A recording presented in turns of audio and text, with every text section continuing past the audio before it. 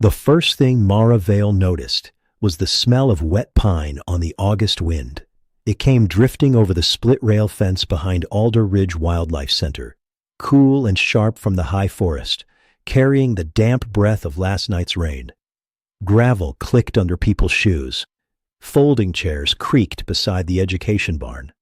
Somewhere near the kennels, an old hose dripped steadily into a metal bucket, each drop landing with a small hollow sound that made the afternoon feel quieter than it was.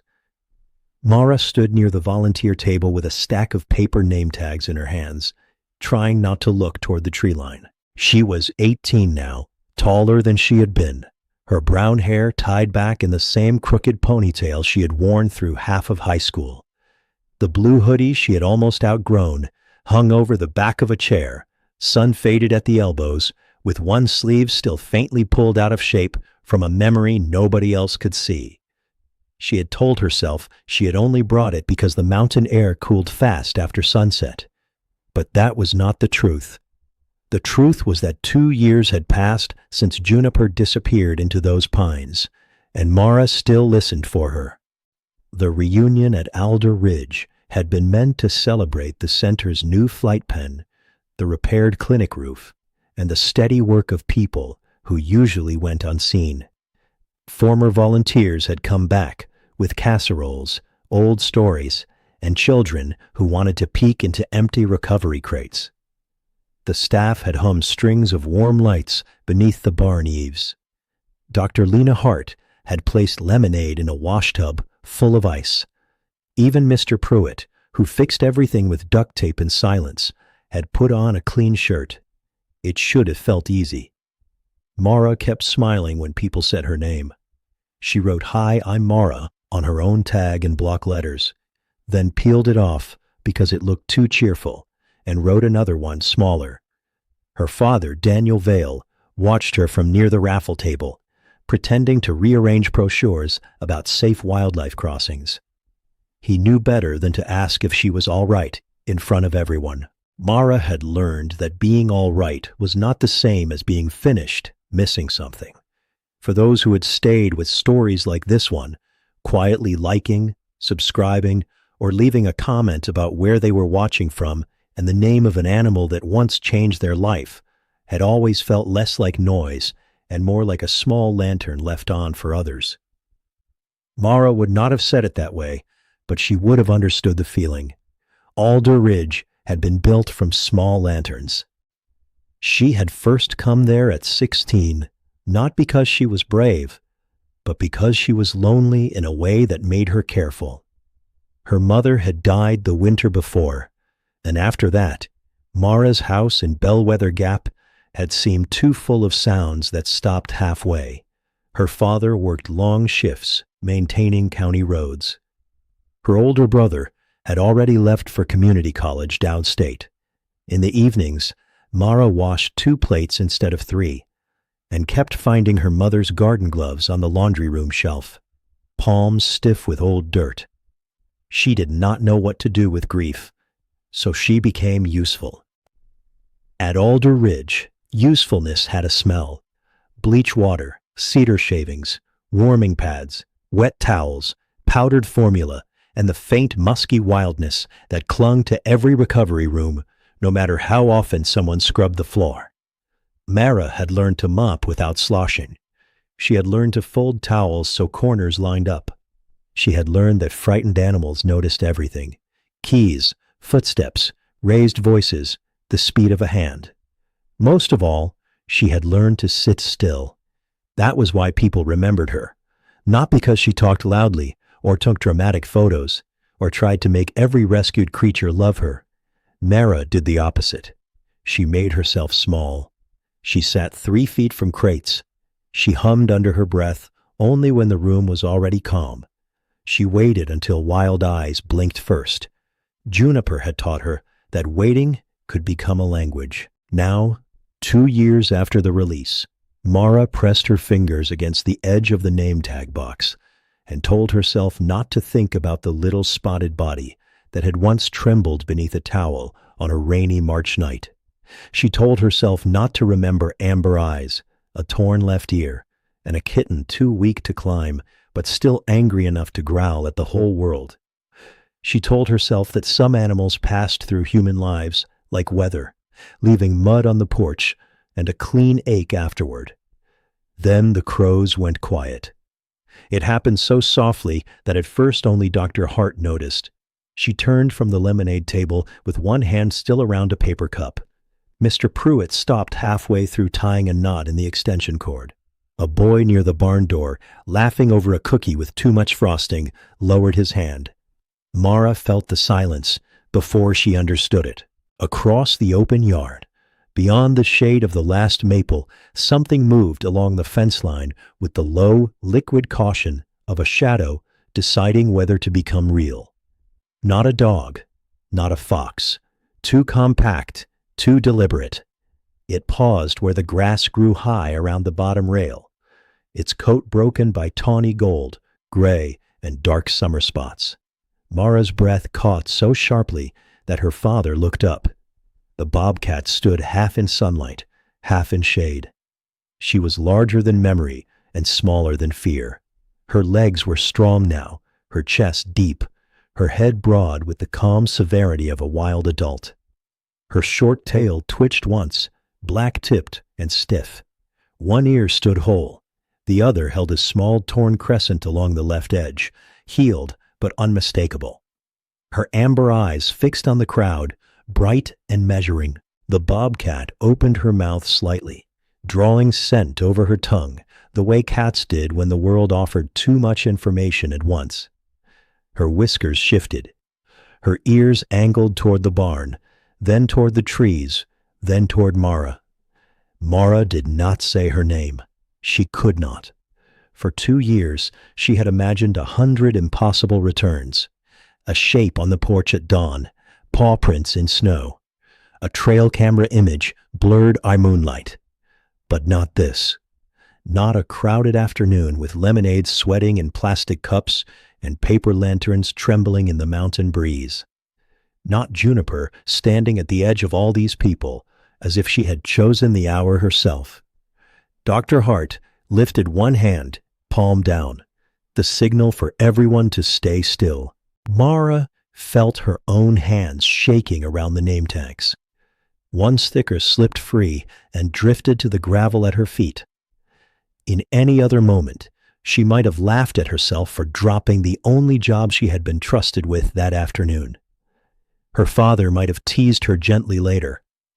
Mr. Pruitt might have bent to pick it up with his bad knee and complained that the wind was showing off. But no one looked at the fallen tag. Juniper took one step into the yard.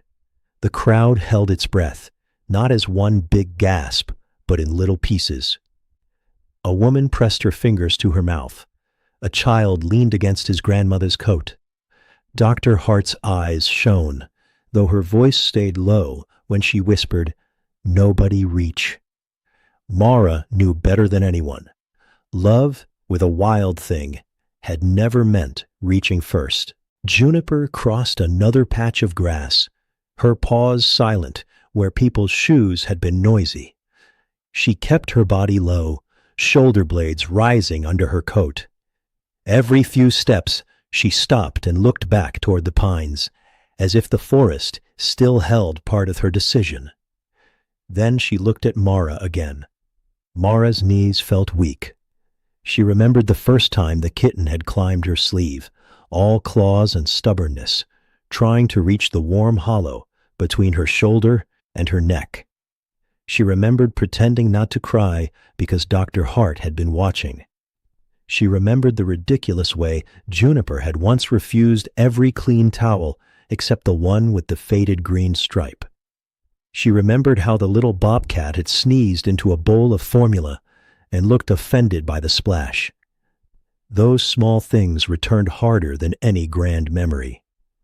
Juniper came to the edge of the volunteer table. The adult bobcat looked up. Mara slowly lowered herself to one knee because standing above Juniper felt wrong.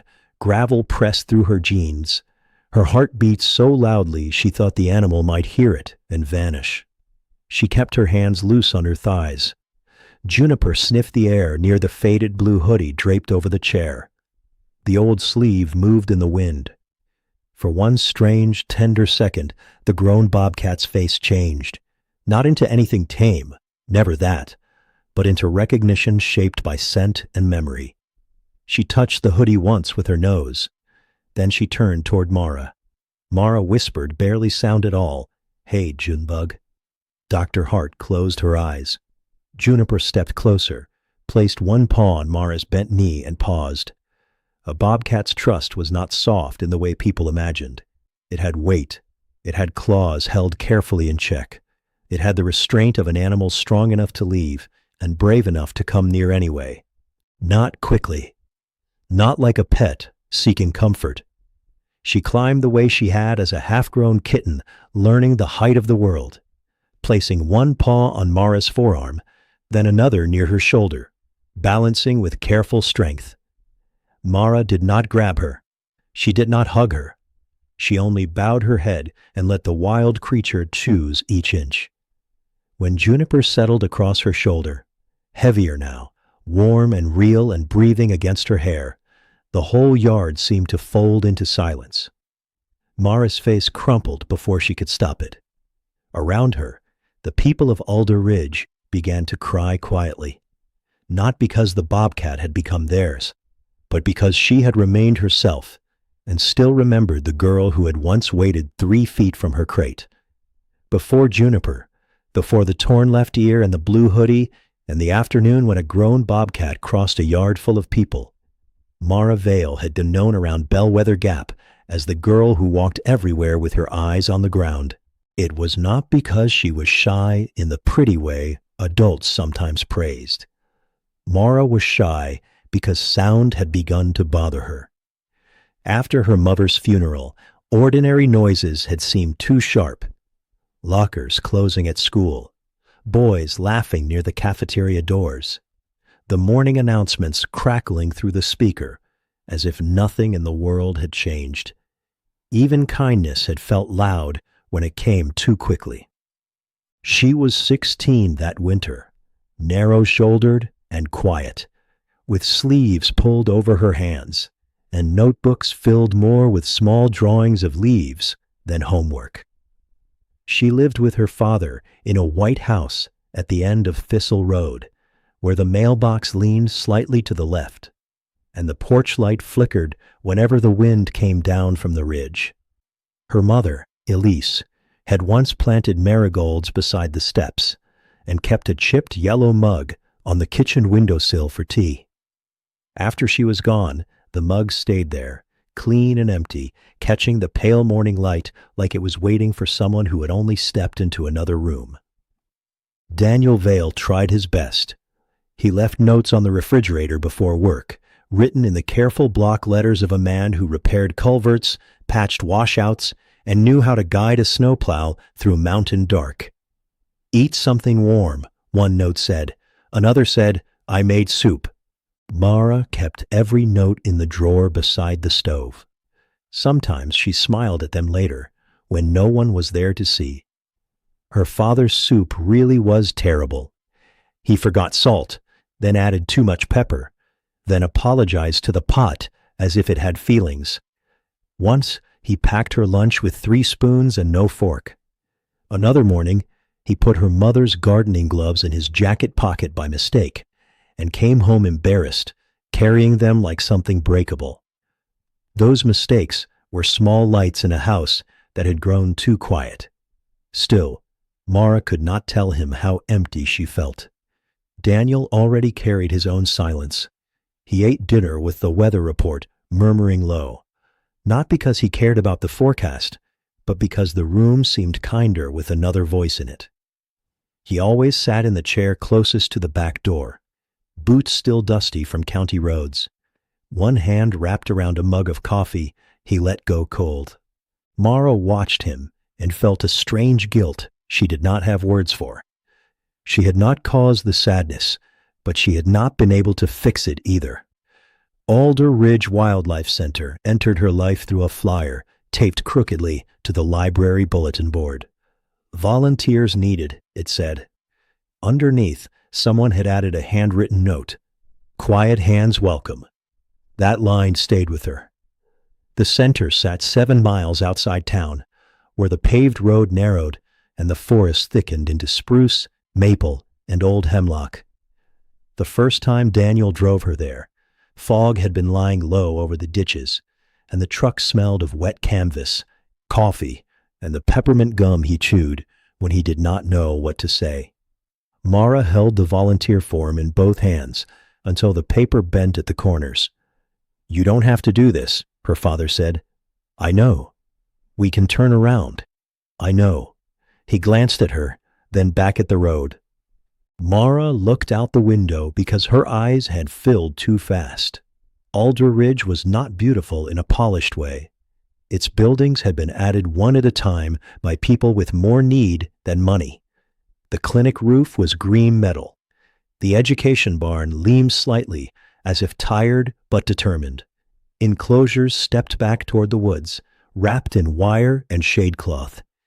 There were muddy boot prints by every door, mismatched buckets under every spigot, and a hand-painted sign near the path that read, "Wild means wild. Kindness means distance." Mara liked that sign immediately. Dr. Lena Hart met them at the office door, with silver hair tucked under a wool cap and a clipboard pressed to her chest. She did not speak to Mara like she was fragile glass. She simply showed her where the gloves were kept, how the laundry was sorted, which doors latched badly, and why nobody walked past the recovery room without checking the red light first. "Most of what we do," Dr. Hart said, "is not dramatic." Mara nodded. Cleaning bowls matters. Folding towels matters. Being calm matters. Animals don't owe us trust because we feel sorry for them. That sentence settled somewhere deep in Mara. Her first weeks at the center were made of ordinary tasks. She scrubbed shallow dishes until her fingertips wrinkled. She swept bits of straw from corners. She filled water pans and learned not to let metal clang against concrete. She carried armfuls of towels warm from the dryer, pressing her face once into the stack when no one was looking because the heat felt like being held. There were animals, of course, but not in the storybook way strangers imagined. A barred owl turned its head so slowly it made Mara feel as if time had become thick. A young raccoon washed every grape slice with solemn dedication, then ignored the water bowl for the puddle beside it. An injured fox refused to step on newspaper with blue print, but tolerated the plain gray sheets. A fawn startled at the sound of Mara's zipper, then stared at her with lashes so long they seemed almost unfair. Mara learned from all of them. She learned that fear did not always look like shaking. Sometimes it looked like stillness. Sometimes it looked like teeth. Sometimes it looked like an animal turning its body away and pretending not to notice the person in the room. She understood that better than she wanted to. At home, small parts of the center followed her back. Cedar shavings clung to her socks. A smear of formula dried on her cuff. Once, Daniel found a clean feeding syringe in the silverware drawer and held it up over breakfast with raised eyebrows. Mara laughed for the first time in weeks. It surprised them both. Her laughter was small and rusty, but it stayed in the kitchen after it ended. Daniel smiled into his coffee, not making too much of it, which was a kindness of its own. Later that day, he fixed the flickering porch light without being asked, and when dusk came, the yellow glow held steady over the marigold bed. Mara's routines grew. School, homework, center, home. She kept granola bars in the glove compartment because dinner sometimes came late. She wrote animal weights and feeding times in careful columns. She memorized the sound of each latch. She learned which floorboards complained near the nursery room and stepped over them without thinking. Little by little, the quiet inside her changed. It did not disappear. Grief did not leave simply because a girl had found work to do, but it loosened its hands. At Alder Ridge, Mara did not have to explain why she liked being silent. Silence there had use. Silence could lower a heartbeat. Silence could help a frightened creature eat. By the end of February, Dr. Hart trusted her with the evening towel cart and the smallest recovery room checks, always under supervision, always with rules. Mara took those rules seriously. She liked their firmness. They gave shape to her care. On the last Thursday before March, snowmelt ran in cold threads along the driveway, and the air smelled of mud and thawing leaves. Mara was folding towels in the clinic laundry when the radio on Dr. Hart's belt crackled from the front office. A county road crew had found something near Alder Creek. Daniel's voice came through first, low and strained. Mara held a green-striped towel against her chest, listening as rain began to tap softly on the metal roof. The call from Alder Creek came in pieces, broken by static and rain. Daniel Vale was not a man who frightened easily. He had stood beside washed-out roads at midnight, guided drivers around fallen trees, and once helped pull a school bus from a ditch during an ice storm. But his voice over Dr. Hart's radio carried a strain Mara had only heard at home when he tried to say her mother's name and could not quite finish. "Small cat," he said, "spotted, not domestic, looks young, hunkered under the guardrail by the East Bend." Dr. Hart reached for her field jacket before the message ended. Mara stood in the laundry room doorway with the green-striped towel still clutched against her chest. Rain tapped harder on the clinic roof, filling the pause between words. The dryer hummed behind her. Somewhere in the next room, the young raccoon knocked over a dish and then went very still, as if even he knew the building had changed. "Bobcat?" Dr. Hart asked into the radio. A short crackle answered first. "Think so," Daniel said. "Too small to be alone. Won't move. Keeps trying to tuck itself into the weeds." Dr. Hart looked toward Mara. Mara did not ask to go. She knew the rules. Volunteers did not rush into roadside rescues because their hearts had pulled ahead of their training. She expected Dr. Hart to tell her to finish the towels, to wait by the clinic, to make room warm and quiet. Instead, Dr. Hart said, "You can ride with me. You stay behind my shoulder. You do only what I ask." Mara nodded so fast she nearly dropped the towel. The drive to Alder Creek took 12 minutes, though later Mara would remember it as both longer and shorter. The rescue van smelled of rubber mats, damp rope, and the peppermint oil Dr. Hart dabbed under her nose on difficult calls. Windshield wipers scraped across the glass. Water ran down the mountain road in silver threads, and every ditch seemed too full. Mara sat with a soft carrier braced between her knees. Inside it waited a small heat disk wrapped in flannel, a folded towel, and all the careful hope that could fit in a plastic crate. Dr. Hart did not talk much while she drove. That was one thing Mara loved about her. She did not fill fear with useless words. At the East Bend, Daniel's county truck flashed amber through the rain. He had parked at an angle to slow traffic, orange cones set in a careful line behind him. Another road worker, Mr. Luis Ortega, stood near the guardrail with his hood pulled low, one hand lifted gently whenever a car came too fast. Daniel looked older in the rain. Water ran from the brim of his cap. Mud streaked one sleeve of his reflective jacket. When he saw Mara step down from the van, his face changed just enough for her to understand. He had not wanted her to see whatever waited there. But he also knew why she had come. "Over here," he said softly. They moved toward the guardrail. At first, Mara saw only flattened grass, wet leaves, and the dark mouth of a drainage cut where rainwater rushed beneath the road. Then the weeds near the metal posts trembled. A sound came from underneath them. It was not a cry exactly. It was smaller than that, a rough little warning caught between breath and exhaustion. Dr. Hart lowered herself slowly onto one knee. Mara stayed behind her shoulder, as promised.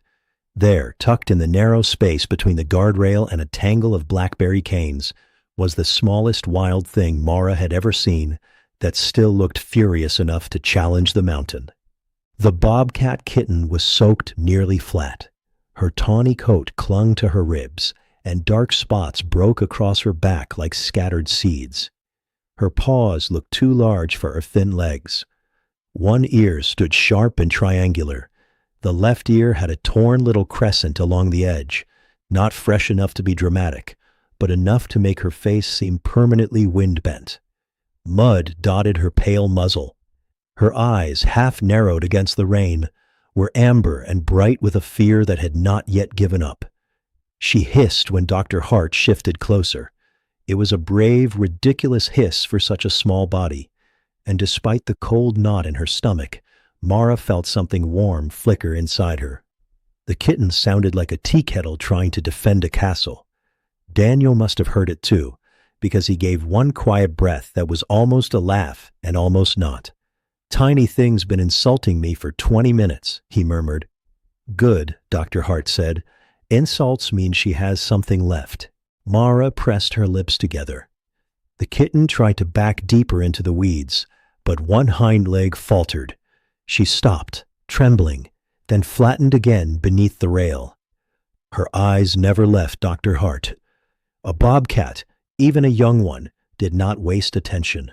She measured hands, distance, escape, danger. She was not helpless in her own mind. She was trapped, frightened, and terribly small, but she still belonged to herself. That understanding went through Mara with a quiet force. She had been pitied often since her mother died. Teachers softened their voices. Neighbors brought casseroles and touched her shoulder too long. Even people who meant well looked at her as if sadness had made her less real. Watching the kitten glare from beneath the guardrail, Mara felt an ache of recognition she could not have explained. Weak did not mean willing to be owned. Dr. Hart opened the carrier and laid the green-striped towel across her knees. Mara noticed it then, the same towel she had carried from the laundry room without thinking. It looked ordinary under the gray rain, a little faded, one corner frayed. Somehow that made the moment feel gentler, not grand, not dramatic, just a towel, a road, a frightened kitten, and people trying to do the least wrong thing. "Traffic?" Dr. Hart asked. "Covered," Daniel said. "Luis? Ready." Mr. Ortega shifted a board near the far side of the weeds, not touching the kitten, only blocking the darkest gap toward the drainage cut. The kitten snapped her gaze toward him, ears flattening. Her short tail twitched once. "Easy," Dr. Hart whispered, though not to soothe the animal like a pet.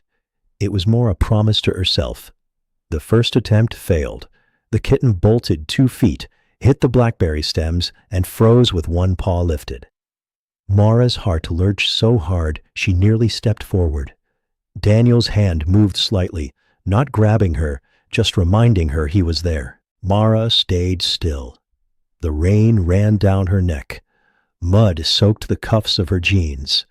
A truck passed slowly behind the cones, tires whispering on wet pavement. In the grass, the little bobcat opened her mouth and drew scent over her tongue, confused by engine oil, wet wool, human fear, creek water, and the clean heat of the carrier.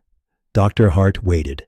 That waiting was the first lesson Juniper ever gave Mara, though the kitten had no name yet. At last, when the bobcat's shaking grew too strong for another burst of speed, Dr. Hart moved with calm precision. The towel came down softly, not as a trap, but as a dark, warm pause. The kitten twisted once beneath it, fierce and silent. Dr. Hart gathered her carefully, supporting her body through the towel, keeping her hands away from teeth and claws. The bundle weighed almost nothing. Still, it changed the whole roadside. Mara opened the carrier door when Dr. Hart nodded. Her fingers shook, but the latch clicked cleanly. Dr. Hart slid the towel-wrapped kitten inside onto the flannel heat disk. For 1 second, the little face emerged from a fold of green stripe. Amber eyes fixed on Mara. The kitten hissed again. This time, Mara could not help it. she whispered. Fair enough. Daniel looked at his daughter then, rain shining on his lashes, and the corner of his mouth lifted with a tenderness that made her look away. Back in the van, Dr. Hart turned the heater low and covered the carrier with another towel. The kitten rustled once, then went still, except for the faintest movement of breath. Mara sat beside the crate, hands folded in her lap, careful not to press her face too close. Outside, Alder Creek ran brown and fast beside the road. Inside, the van smelled of wet fur, flannel, and warm plastic. Mara listened to the tiny breath hidden beneath the towel and felt something inside her shift, not heal, not yet, but turn toward the living. The kitten did not know Mara. She did not trust Mara. She did not need Mara's sadness or Mara's longing. And for the first time in many months, that felt like a relief. By the time the rescue van rolled back into Alder Ridge, the rain had softened to a mist over the parking lot. Mara carried only the green-striped towel bag Dr. Hart handed her. It was damp and muddy, holding the smell of creek water and frightened fur. She wanted to be useful, but at Alder Ridge, usefulness often meant not touching the thing her heart wanted to help. Dr. Hart carried the covered crate. Inside, the Bobcat kitten made no sound. That worried Mara more than the hissing had. The recovery room had been warmed before they arrived. A heater clicked near the wall. The dim light softened the metal table. Everything smelled of disinfectant, flannel, and powdered formula. You can stay, Dr. Hart said, but you stay quiet. Mara nodded. Quiet was the one thing she knew how to offer. The exam was brief and careful. Dr. Hart worked with the patience of someone who knew fear could turn any small body sharp. The kitten snapped once at the air, missed, then flattened her ears as if offended by her own weakness. Female, Dr. Hart murmured, young, dehydrated, thin, left ear torn, mostly healed, no obvious breaks. The kitten's amber eyes found Mara. They were not pleading eyes. They were furious, bright, and suspicious, like a lantern burning in a cave. A volunteer named Cora Bell came in with warm fluids and whispered, "Well, aren't you a fierce little freckle?" The kitten hissed. Cora stepped back.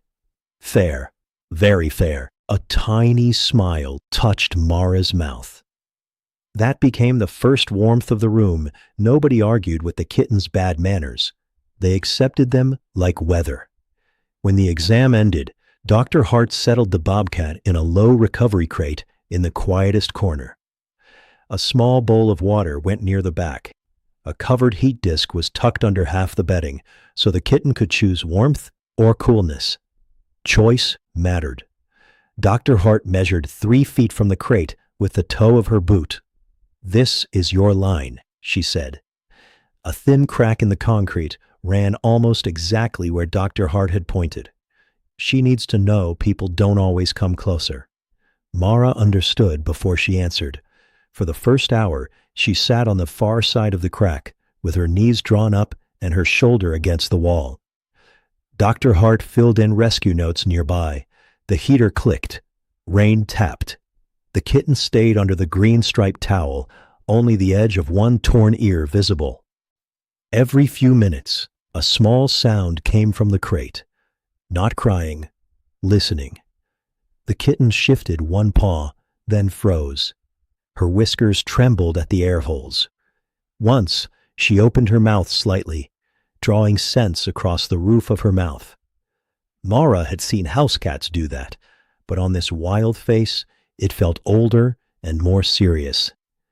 Mara did not hum that first night. She almost began the tune her mother used while watering marigolds, but stopped herself. Comfort offered too quickly could become pressure. So she listened instead. At 10, Daniel appeared with 2 paper cups from the gas station. Dr. Hart lifted a finger to her lips. He tiptoed in so carefully that one wet boot squeaked. The kitten's ear vanished beneath the towel. Daniel winced as if he had insulted royalty. He set one cup beside Mara. Hot chocolate, not coffee. On the lid, he had written, "Careful, lava." It was the second warmth of the room. Her father, who could patch a mountain road in sleet, looked defeated by a 3-pound bobcat and a squeaky boot. By morning, the kitten had not eaten. Mara learned that trust was made of boring minutes, bowls placed without fuss, towels changed when the animal hid in the back corner, voices kept low, doors opened slowly, feet stopped at the crack. For 3 days, the kitten treated every kindness like a trick. She slapped the water bowl with one spotted paw and looked almost satisfied when it tipped. She dragged the green striped towel over the food dish as if hiding evidence. She refused a blue rubber bowl so fiercely that Dr. Hart replaced it with a dull metal one, and the kitten ignored that too, which Cora called excellent progress in personal opinions. Mara wrote all of it in the logbook. Day 2, growled at metal bowl. Day 3, moves towel by herself. Day 3, watched Mara for 6 minutes. At first, the kitten watched everyone. Then, slowly, she began to watch Mara differently. Not with affection, but with less alarm. Mara arrived after school smelling faintly of chalk dust, cafeteria apples, and rain on denim. She washed her hands, checked the log, and sat exactly 3 feet from the crate. Some afternoons, homework lay open on her knees. Mara once whispered to the page, "I don't understand it either." The kitten's ear twitched. Mara froze. The ear stayed up. That was enough to feel like a conversation. On the 4th evening, Dr. Hart placed a shallow dish near the crate door and stepped away. Mara sat at the crack. The kitten did not move for a long time. Then a spotted paw slid out. One toe touched the dish. The paw withdrew. Mara remembered to breathe quietly. The paw came again. This time the kitten hooked the edge of the dish and pulled it halfway under the towel. Cora, watching from the hall, pressed both hands over her mouth to keep from cheering. A faint wet sound of eating followed. Mara looked down at her own hands, because looking straight at the crate felt too much like taking credit. Something inside her loosened. She had spent months believing love meant doing enough to keep someone from leaving. Her mother had left anyway, though not by choice, and grief had twisted that truth until Mara felt as if care had failed. But this kitten needed Mara to remain steady while healing chose its own pace. Near the end of the first week, meltwater dripped from the eaves in silver beads. Mara sat at the crack, while Dr. Hart stood just outside the open door. The kitten crouched over the green-striped towel, torn left ear tilted forward, amber eyes fixed on Mara's face. Mara did not reach. She did not speak. After a long while, the kitten blinked once, not slowly, not lovingly, just once, tired and real. Mara blinked back before she could think better of it. The kitten did not hide. For that night, it was enough. On the 9th evening, the rain finally stopped. Alder Ridge seemed to exhale after days of wet weather. The gravel outside the clinic still held dark puddles, and drops fell from the gutters one by one. But the sky beyond the pines had opened into a pale lavender strip. The air smelled of thawing moss, damp bark, and the faint sweetness of mud warming after a long cold spell. Mara arrived with her backpack over one shoulder and her blue hoodie tied around her waist. She had worn that hoodie almost every day since Christmas. It was soft from washing, stretched at the cuffs, and permanently marked with a small crescent of white paint from when her father had repaired the porch rail and leaned the brush in the wrong place. At school, a girl in algebra had once asked why Mara wore the same old thing so much. Mara had shrugged. She had not known how to explain that old fabric asked nothing from her. At the center, Dr. Hart was at the medicine shelf, counting doses under her breath. Cora was trying to label a box of syringes, while the raccoon in the next room made a suspicious splashing sound. "I am choosing peace," Cora whispered to the box. The splash came again. "I am choosing peace," loudly. Mara smiled as she washed her hands. That was the first small warmth of the evening, Cora negotiating with chaos as if chaos might sign an agreement. The Bobcat kitten had eaten twice that day. Not much, but enough for Dr. Hart to circle the note in the logbook. She had stopped hiding completely under the green-striped towel, and had begun arranging it with fierce importance, pulling one corner over the heat disk and leaving the other corner bunched like a little wall. Whenever anyone changed it, she rebuilt the wall badly, then sat behind it with a look of deep disapproval. Mara liked that about her. The kitten had opinions. By then, Dr. Hart had begun calling her the Little Creek Cat in the records, but names had started hovering around the room anyway. Cora suggested Fern, then Pepper, then Judge, because the kitten looked as if she found everyone guilty. Mr. Pruitt suggested Lefty once because of the torn ear, and Dr. Hart stared at him until he muttered, "Fine, not Lefty." Mara said nothing. She did not think a wild thing needed a name just because people were fond of her. Still, inside her own mind, she had begun to think of the kitten as Juniper, because juniper bushes grew stubbornly along Alder Creek, green through weather that flattened everything else. The name stayed quiet in her chest. She did not offer it aloud. Not yet. That evening, Mara took her place at the crack in the concrete. The distance had become almost ceremonial. Her knees knew where to fold. Her back knew the cool place on the wall. The kitten knew it too. When Mara sat, the little bobcat's ears flicked once, but she did not retreat behind the towel wall. Mara opened her biology textbook. The room settled around them. A heater hummed softly. Somewhere outside, water dripped from the roof into a barrel with a slow wooden plunk. The kitten groomed one paw with quick, irritated strokes, then wiped it over her whiskers. Her torn left ear gave a small twitch every time Mara turned a page. That was the animal behavior detail Mara loved most that week. The kitten pretended not to care, but her ear told the truth. Mara read the same paragraph 3 times and understood none of it. The words about cell division blurred.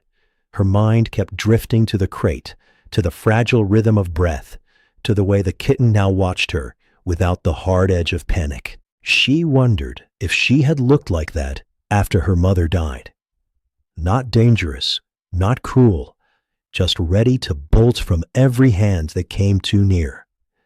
The thought did not hurt the way it once might have. It sat beside her quietly. After a while, Dr. Hart came in carrying a shallow dish and a folded towel warmed from the dryer. She moved slowly, speaking only with her hands and shoulders, letting the kitten track every motion. The dish went just inside the crate. The warm towel went near the front, not touching the green-striped one. The kitten lowered her head. Dr. Hart stepped back. Mara stayed still. For several minutes, nothing happened. Then the kitten crept forward. One paw, pause. Another paw, pause. She sniffed the dish, sneezed once, and jerked backward as if personally betrayed by her own nose. Mara bit the inside of her cheek. That was the second warmth of the evening.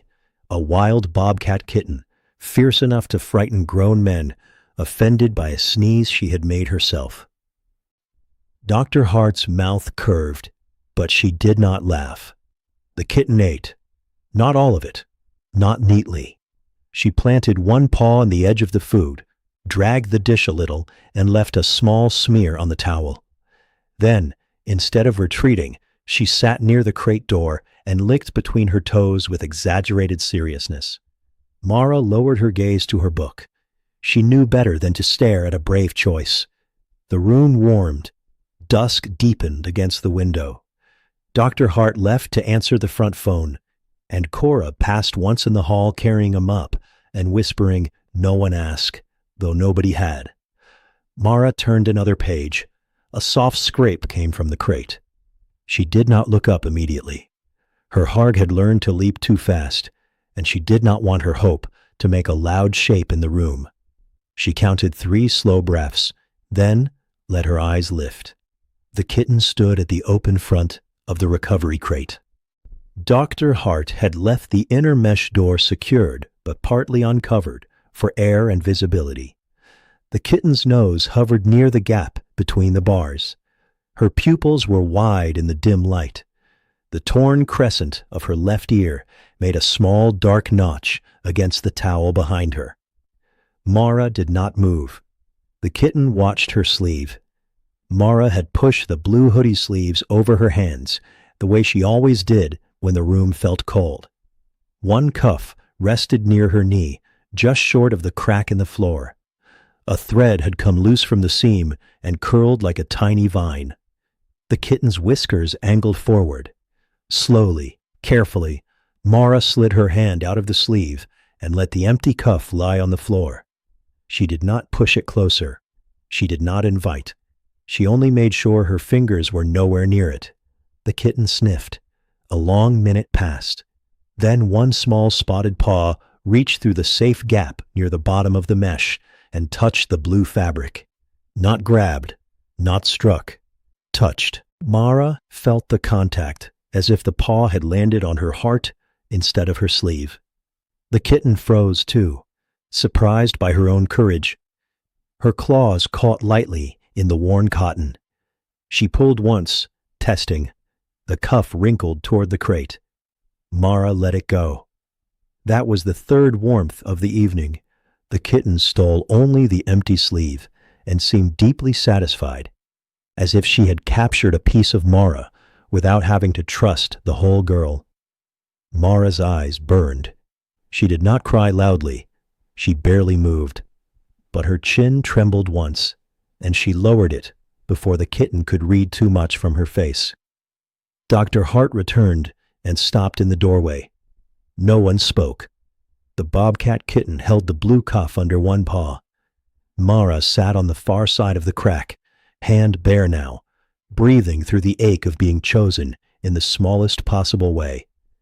After a while, Dr. Hart whispered, "She may need a name for the chart." Mara looked at the torn-eared kitten, at the green-striped towel, at the stubborn paw pinning down her sleeve. "Juniper," she said. The kitten did not look up, but she did not let go. By the second week of March, Mara had begun to measure her days by Juniper's moods. Before that spring, mornings had belonged to school bells, cold toast, and Daniel calling from the doorway that the truck was already warming up. Now, even in class, part of her mind stayed at Alder Ridge, wondering whether the little Bobcat had eaten, whether she had tipped her water bowl again, whether the blue hoodie sleeve was still being held hostage beneath one spotted paw. The center's morning air carried its own weather. It smelled of damp straw, bleach, strong coffee, and thawing earth. When Mara arrived before school, the gravel still held silver frost beneath her boots. The pines behind the enclosures stood black against the pale sky. Somewhere in the education barn, Mr. Pruitt's old radio muttered baseball scores from faraway towns. Mara liked those early hours best. They were not peaceful exactly. Wild care rarely was. There were bottles to warm, dishes to scrub, logs to update, towels to fold, and the sharp little emergencies that came from animals being frightened, clever, or both. But the building moved in a rhythm she could understand. Door, latch, wash hands, check chart, step softly, breathe. Juniper had been moved from the tiny recovery crate to a larger indoor enclosure with a raised shelf, a hollow log section, and a shallow pan of clean litter. The green-striped towel followed her, though Dr. Hart warned Mara not to let sentiment make decisions. "She can keep familiar bedding for now," Dr. Hart said, "not because it's cute, because scent reduces stress." Mara nodded seriously. Cora, passing with a laundry basket, whispered, "Science says she loves that towel." Dr. Hart pretended not to hear. That was one warmth beat Mara stored away. Cora translating strict medical reasoning into affection, and Dr. Hart allowing the translation by ignoring it. Juniper took to the raised shelf immediately. She did not climb so much as appear there, as if gravity had briefly looked away. One moment she crouched beside the hollow log, the next she was above everyone, paws tucked beneath her, torn left ear angled down, amber eyes judging the foolish ground creatures. From there she watched Mara sweep, Dr. Hart prepare food, and Mr. Pruitt adjust the hinge on the enclosure door. Mr. Pruitt worked under that stare for 4 minutes before muttering, "I've had supervisors with kinder faces." Juniper blinked once. Cora said, "She says your hinge is crooked." "It is not." It was, slightly. That became the second warmth of that week. A Bobcat kitten on a shelf, silently winning an argument about carpentry. Mara wrote everything in the logbook with careful handwriting. Juniper ate better at dawn than at noon. Juniper preferred the back left corner of the shelf.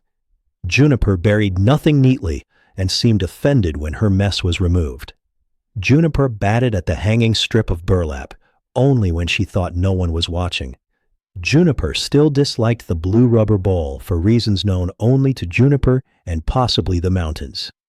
The quirk Mara loved most was the hoodie. Dr. Hart would not allow clothing inside the enclosure, but Mara's blue hoodie sometimes hung on the chair across the room while she worked. Juniper always noticed. She would freeze mid-step, nose lifting, whiskers forward. Then she would give one small chuff through her nose and turn away with great dignity, as if she had not cared at all. Mara never laughed where Juniper could see. At home, Daniel set aside scraps of time for her stories. He leaned against the kitchen counter, still in his work shirt, while Mara described Juniper's latest insult to the world. She knocked over the pan, then sat beside it like someone else had done it, Mara said one evening. Daniel nodded solemnly. Classic criminal behavior. She's not a criminal. Of course not. A misunderstood mountain citizen. Mara laughed into the chipped yellow mug, which she had begun using for tea because leaving it empty had started to feel lonelier than touching it. When Daniel saw the mug, he wiped the already clean counter. Neither of them said anything. That was the third warmth of the season. Grief did not leave the kitchen, but it made room for steam rising from an old cup and a story about a bobcat who disapproved of blue bowls. As March softened into early April, Juniper grew. Her legs lengthened. Her coat dried into a warmer tawny gold, marked with clearer dark spots along her sides. The torn crescent in her left ear healed into a permanent little notch. Strength returns first as irritation, then as play, then as sudden bursts of wild speed that made everyone step back and respect what she was becoming. She stalked shadows. She pounced on leaves blown under the door. She practiced leaping from the shelf to the log with such fierce concentration that when she missed once and landed in the bedding, she sat completely still afterward, pretending the failure had been intentional. Mara turned toward the wall to hide her smile. Yet daily life was not a fantasy. Juniper was not cuddly. She did not come when called. She did not want hands. If someone moved too fast, she flattened and vanished behind the log. If a stranger entered, she became stone with eyes. Even with Mara, trust remained narrow and conditional. But narrow did not mean small. Some evenings, when the clinic settled and the last chore slowed, Mara sat at the 3-foot line while Juniper watched from above. The bobcat's eyes grew heavy. Her chin lowered to her paws. Her torn ear twitched at every pencil scratch. Mara never mistook that for ownership. She had learned, slowly, that love could be a room where another life felt safe enough to sleep while still belonging to the forest. On an April morning, bright with bird calls, Mara arrived early and found Juniper's paw prints on the clean shelf. Tiny and perfect in spilled supplement powder. One print sat near the edge, aimed toward the chair where Mara usually left her hoodie. Dr. Hart saw Mara looking. "She's mapping her world," the veterinarian said. Mara touched nothing. Outside, sunlight slid between the pines. Inside, Juniper stretched on the high shelf, showing white belly fur for half a careless second before rolling upright as if embarrassed by softness.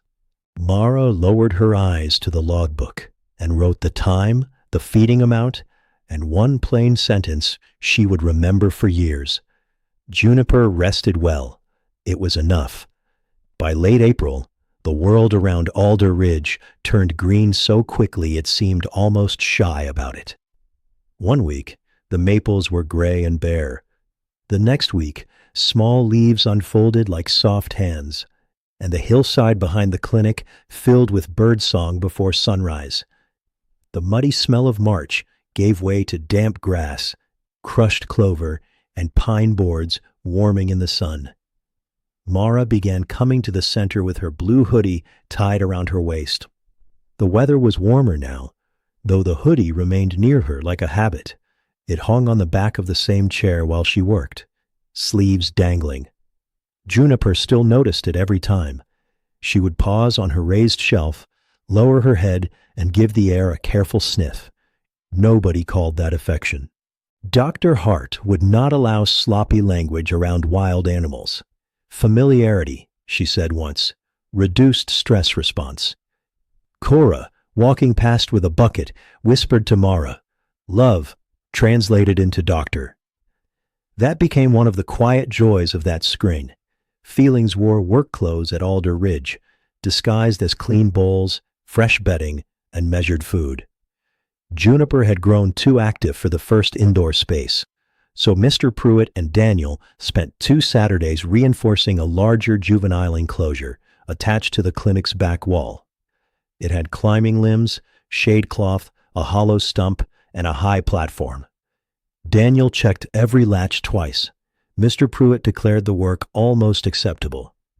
Juniper inspected the enclosure from inside a transfer crate with narrow amber suspicion. When the door opened, she did not rush out. She stayed crouched, nose working, whiskers forward. A bobcat did not step into unknown space just because humans were pleased with themselves. She smelled the corners first. She listened to the wind brushing the shade cloth. Only after several long minutes did she slip out low to the ground and vanish behind the hollow stump. Mara, standing outside the barrier, felt the old tug in her chest. She wanted Juniper to explore. She wanted Juniper to stay where she could see her. Both wishes could not be equally kind. So she folded her hands around the logbook and waited. Juniper reappeared on top of the stump without anyone seeing her climb. A single dead leaf had stuck to one whisker. She shook her head with such offended dignity that the leaf fluttered down onto the platform. Daniel coughed into his hand. Mr. Pruitt said, "Leaf started it." That was the second warmth of the day, small and ridiculous, and bright enough to carry home. The new enclosure changed Juniper in little leaps. She practiced climbing until her paws knew the limbs. She crouched behind ferns and launched herself at hanging strips of burlap. Sometimes she hid so well that even Dr. Hart had to pause at the door before entering the service area. "She's good," Dr. Hart said one morning. Mara heard the approval beneath the concern. A good bobcat was supposed to become hard to find. Still, there were gentle hours. Around 4 in the afternoon, when sun warmed the wall and the center quieted between feeding rounds, Juniper often settled on the high platform, where she could see the room through the mesh and the forest through the far screen. Mara sat on an overturned feed bucket outside the enclosure. Doing homework she rarely finished. Barely a thread of sound. It was the tune her mother had hummed over marigolds and soup pots, a tune without proper words. At first, Juniper's ears flattened. Mara stopped immediately. The next day she tried only 2 notes. Juniper listened from the platform, eyes narrow, tail tip twitching. By the end of the week, the Bobcat tolerated the song the way she tolerated the blue hoodie, with reluctant attention. Mara understood that this was not magic. Juniper did not know the yellow mug on the kitchen windowsill. But in the hush between chores, when the old tune drifted through pine scent, Mara felt that grief had stopped being only an empty room. It had become something she could carry without frightening every living thing around her. One afternoon, during a routine health check, Juniper gave them the memory everyone would speak of later. Dr. Hart needed a wait. The transfer crate waited inside the service area, and Mara stood nearby in her blue hoodie, holding the clipboard because her hands needed a task. Juniper entered the crate halfway, changed her mind, backed out, and leapt to the narrow work shelf, fast enough to make Cora gasp. "Still," Dr. Hart said. Everyone froze. Juniper stood above them, not panicked, but uncertain. The shelf was too narrow for comfort. Her tail twitched. Her torn left ear angled toward the outer yard, then toward Mara. Mara lowered her eyes and relaxed her shoulders. The hoodie sleeve hung loose near her arm. Juniper stepped down onto a lower brace, then onto the edge of a cupboard bin. From there, with the seriousness of a creature choosing height over fear, she placed one paw on Mara's sleeve. Mara did not reach. Juniper climbed onto her shoulder. She was heavier than Mara expected, all muscle and warmth and sharp little points held carefully in check. One paw pressed near Mara's collarbone. Another settled against the hood. Her whiskers brushed Mara's cheek, smelling of food, cedar, and wild sleep. Nobody moved for 3 breaths. Then Juniper stepped from Mara's shoulder into the open crate, as if that had been her plan all along. Cora turned toward the wall and wiped her eyes with her wrist. Dr. Hart only whispered, "We don't encourage that." "I know," Mara said, but her heart had already made a promise it would have to learn how to keep. Love would not ask Juniper to become smaller. It would not turn a wild climb into a trick. It would remember the weight, honor it, and still open the door toward the trees when the time came. That evening, Daniel made pancakes for dinner and burned the first 2 so badly the smoke alarm complained. Mara told him about the climb while waving a dish towel under the ceiling. Daniel listened, spatula in hand, eyes soft. The yellow mug sat on the windowsill. Her blue hoodie hung over a chair. Outside, spring peepers called from the ditch, and the porch light held steady in the dark. For the first time in a long while, the house did not feel like it was waiting for life to return. It felt as if life had found one narrow way in. The first warning sign was not dramatic. It was a pause. Juniper had been eating well for 3 weeks, taking her food at dusk with the focused privacy of a wild animal that preferred no audience. She usually waited until Mara stepped back from the service gate, then slipped down from the platform, sniffed the air, and carried her portion behind the hollow stump where no one could pretend the meal had become a performance. But one evening in May, with sunlight lying gold across the mesh and gnats floating in bright little clouds near the fence, Juniper did not come down. She stayed on the highest limb, body long and still, torn left ear pointed toward the forest. Mara stood beside the enclosure log, with the food bucket cooling in her hand. At first, she thought a truck had passed on the road. Then she listened harder. No engine, no voices, only the soft clicking of insects, the distant creak of the barn sign, and wind moving through new leaves beyond the outer fence. Juniper's whiskers lifted. Her nose worked the air. Then, very slowly, she looked past Mara toward the darkening trees. Mara felt something in her chest answer that look before her mind did. Dr. Hart noticed it too. "She's hearing more than we are," the veterinarian said quietly. Cora, who had been rinsing dishes near the clinic door, lowered the hose. "Is that bad?" "No," Dr. Hart said. "It's honest." That word stayed with Mara. Honest. Not ungrateful. Not restless in a human way. Honest. Juniper was growing into herself. Over the next week, the signs gathered like small stones in Mara's pocket. None of them looked frightening alone, but together they had weight. Juniper climbed higher. She slept less during the late afternoon. She paced along the far side of the enclosure at dusk, placing each paw almost exactly where the last paw had been, silent and measured. She watched birds with a stillness that made them seem loud. She ignored the burlap strips she had once attacked with great offense. Once, she crouched so low behind a fern that Mara could see only her amber eyes and the black tip of her tail. The animal behavior details mattered. Dr. Hart explained them without making them sentimental.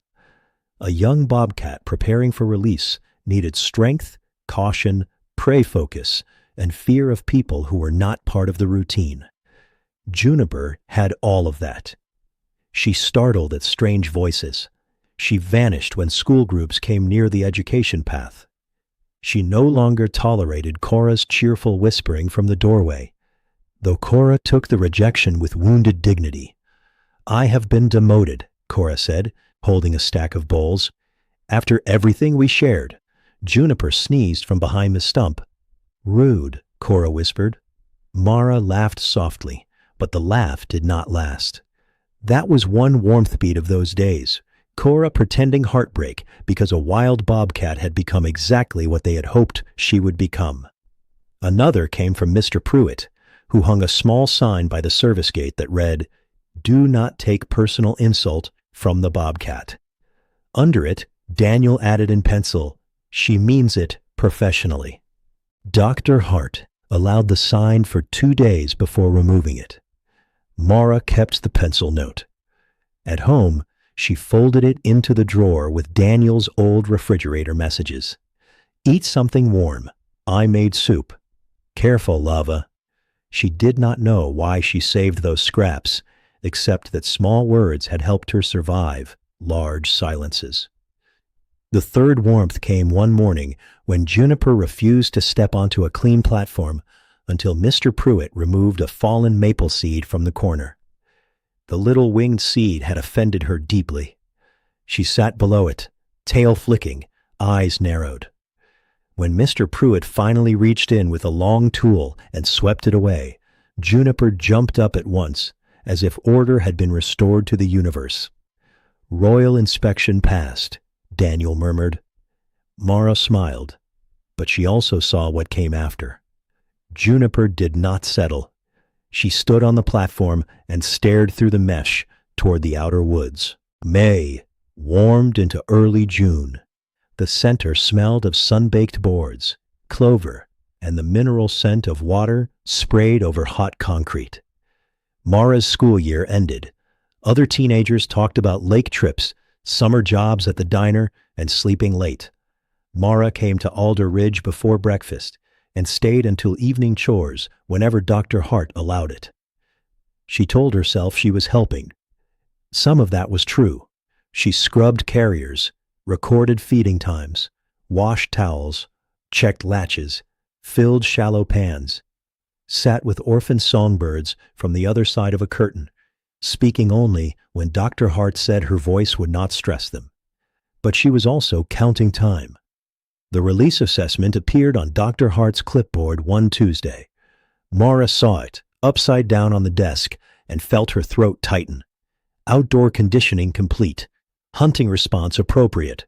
Human avoidance strong, except familiar volunteer. Release site review pending, except familiar volunteer. The words did not flatter her. They worried her. That evening, Mara sat outside Juniper's enclosure with her blue hoodie folded in her lap instead of hanging on the chair. She had not meant to bring it so close. Her hands had simply needed something to hold. The air was heavy with the smell of approaching rain, though the sky remained clear. Cicadas had begun their rough summer song in the trees. Juniper paced, back fence to stump, stump to platform, platform to back fence. Once, she stopped near the mesh across from Mara and opened her mouth slightly, drawing in scent. Her eyes touched the hoodie, then Mara's face, then the woods. Mara's first feeling was selfish. She wished Juniper would come to the fence. She wished the bobcat would press her paw once against the mesh, or sniff the faded sleeve, or give Mara one small thing she could carry into the goodbye that was coming. Juniper did none of that.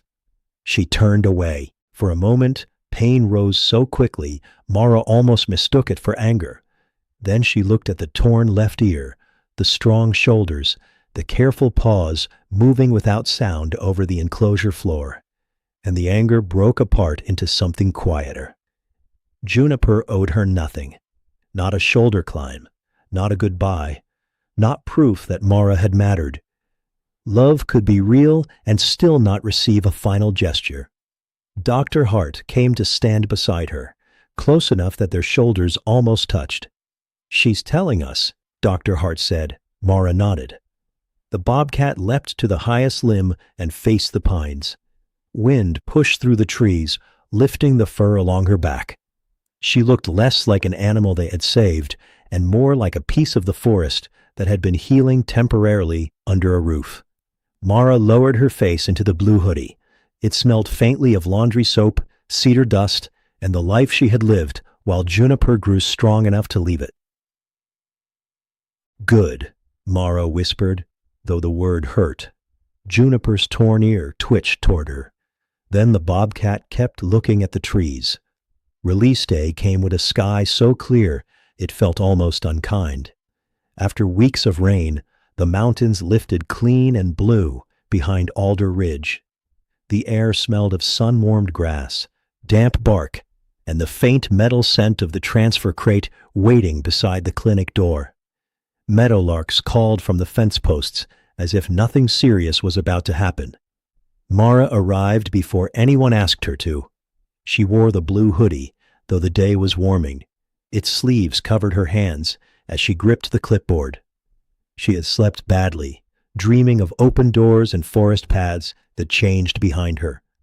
Daniel drove her in silence.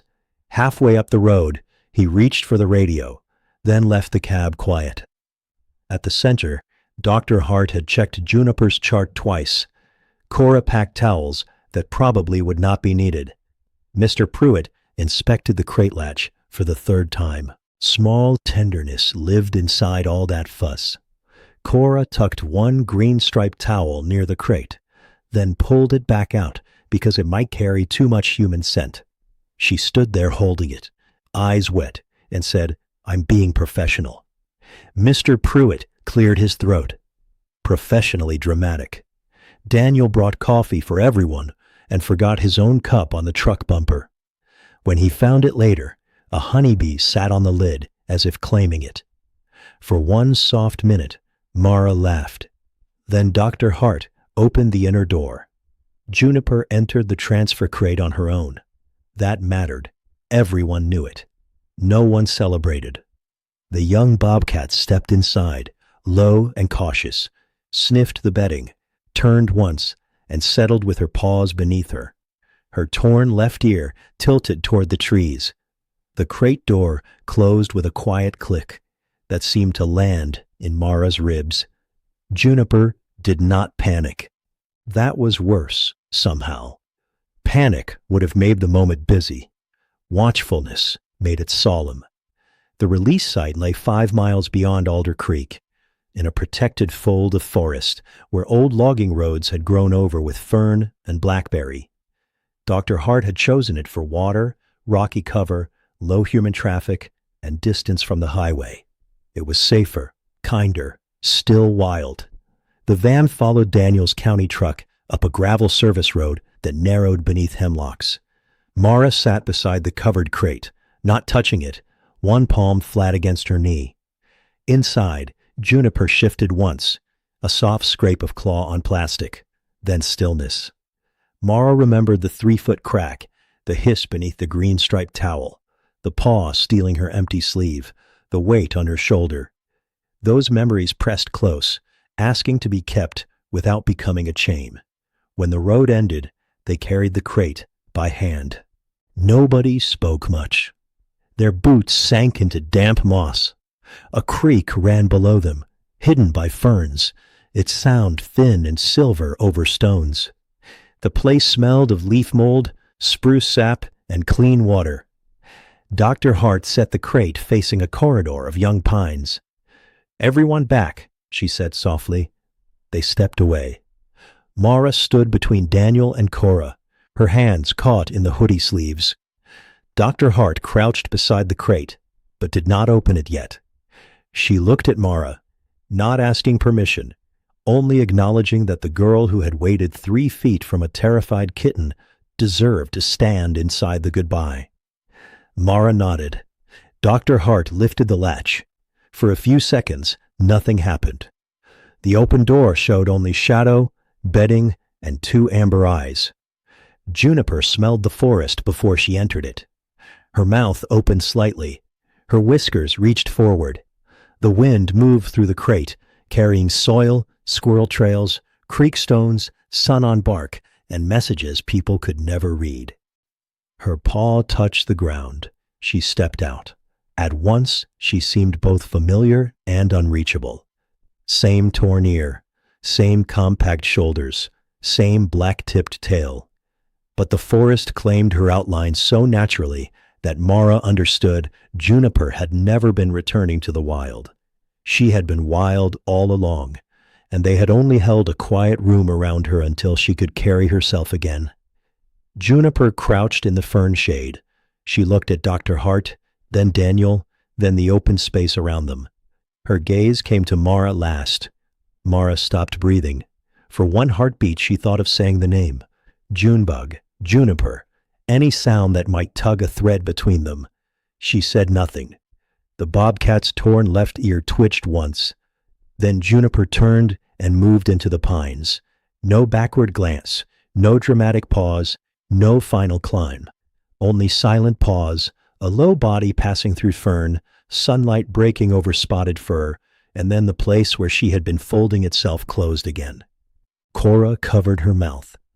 Daniel's hand came to rest lightly between Mara's shoulders. Mara did not cry at first. She was too full of pride. Juniper had chosen the crate, chosen the ground, chosen the trees. That meant the work had held. That meant the hissing kitten from Alder Creek had survived long enough to leave them properly. Then the hollow arrived.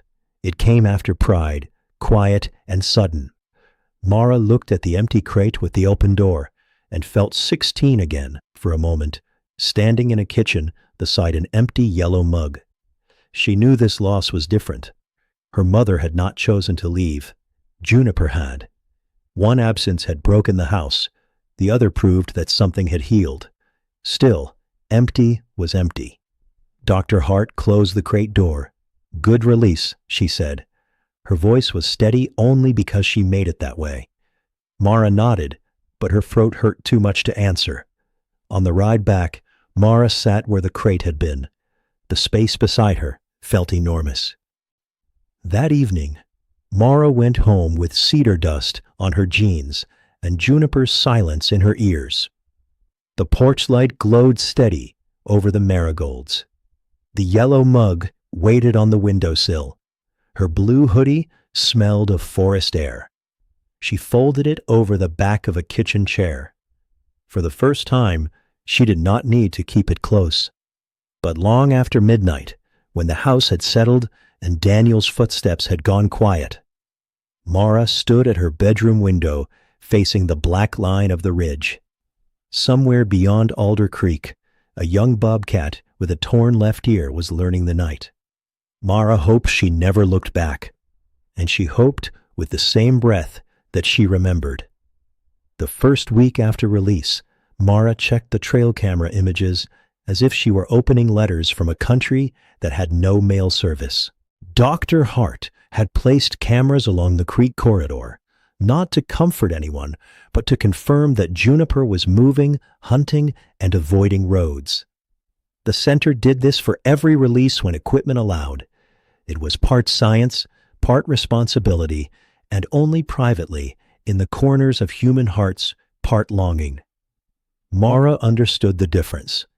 Still, each morning she arrived at Alder Ridge with her backpack half-zipped and hope folded carefully inside her chest. The first images showed deer legs, raccoons, a possum with an expression of deep personal disappointment, and wind-blurred ferns. One camera captured Daniel walking past in his county jacket, unaware he had triggered it while checking a drainage ditch. When Cora saw the photo, she taped a copy above the laundry sink, with the caption, "Rare road crew mammal, mostly harmless." Daniel pretended not to be amused. That small joke helped the first days pass. On the fifth morning, one camera caught a bobcat shape at the edge of the frame. Only half a body, spotted flank, short black-tipped tail, low shoulders moving through fern at 2:13 a.m. Mara's hand flew to her mouth. Dr. Hart studied the image longer than anyone else. She did not smile too soon. She enlarged it, adjusted the contrast, and looked for the torn crescent in the left ear. The angle did not show enough. "Could be her," she said. "Could be." For a while, those words were enough. The forest had a way of giving almost answers. A paw print in creek mud, sharp and rounded, too small for a cougar and too wild for a house cat. Scrape marks on a fallen log, a tuft of tawny fur caught on blackberry cane. Once, near the release ridge, Mara found a place where something had rested beneath hemlock roots, the leaves pressed into a shallow oval. She crouched there with damp knees and did not touch it. The air smelled of moss, cold soil, and water moving somewhere below. A chickadee scolded from a branch overhead. Mara imagined Juniper tucked into that shadow, torn ear angled toward every sound, eyes half closed, but never careless. She smiled. Then she cried, quietly, because imagining was not the same as knowing. Summer deepened. Mara worked longer hours at the center after school ended. She helped with orphan squirrels, a red-tailed hawk with one stubborn wing, and 3 fox kits who treated every cleaning tool like an enemy worth defeating. One kit stole a sponge and hid it behind a rock, then sat in front of the wrong rock with theatrical innocence. Cora called him a tiny attorney. Mara laughed more often that summer. Sometimes the laughter surprised her. It no longer felt like betrayal. At home, Daniel kept trying to cook things that required fewer apologies. He learned one decent pasta dish and made it so many times that Mara eventually said, "Dad, noodles are not a food group." He looked wounded. "Since when?" "Since always." He added broccoli the next night, slightly burned, and bowed like a man accepting an award. The yellow mug watched from the windowsill, filled now with tea more often than emptiness. Yet Juniper's absence moved through all of it. Mara did not talk about her every day. She did not need to. The missing had become part of the background, like the porch light at dusk or the smell of cedar in her sleeves. Some evenings, she drove with Daniel along county roads while he checked culverts after storms. They slowed near Alder Creek without discussing it. Once, Daniel stopped the truck and pointed to the mud beside the ditch. Bobcat tracks crossed the road and vanished into grass. Mara stepped out slowly. The prints were clean, pressed deep from recent rain. A bobcat had paused there, shifted weight, then moved toward the safer slope. "Could be her," Daniel said. He said it gently, as if he knew the phrase had edges.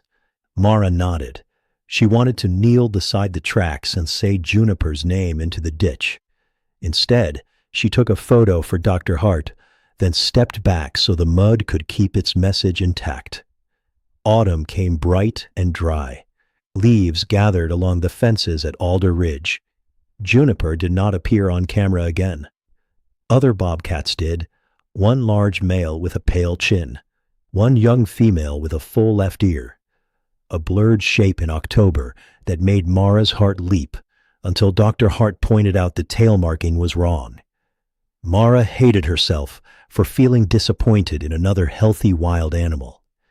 Dr. Hart noticed. "That one living well is still good news," she said. "I know. I know you know." That was all she said, and because she said no more, Mara could bear it. By winter, the first snow softened the ridges and made every track seem like a secret written in white. Mara was 17 then, older in ways that did not show on her face. She had begun training new volunteers to wash bowls, fold towels, and stand behind the line. She heard herself saying Dr. Hart's words, "They don't owe us trust." The first time she said it, her throat tightened. A younger volunteer named Tessa nodded solemnly, then asked whether the raccoon really needed 4 water bowls.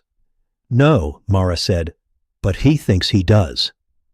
The raccoon, listening from his enclosure, dipped both front paws into the nearest bowl, as if proving a legal point. Small warmth survived, even in cold months. But the winter cameras showed foxes, deer, snowshoe hares, and wind. No torn left ear, no amber eyes bright in infrared. On the anniversary of the release, Mara went alone to the edge of the protected ridge. She did not enter deep woods. Dr. Hart had taught her better than to search like someone demanding an answer. She stood where the old road ended, blue hoodie beneath her coat, breath clouding in front of her.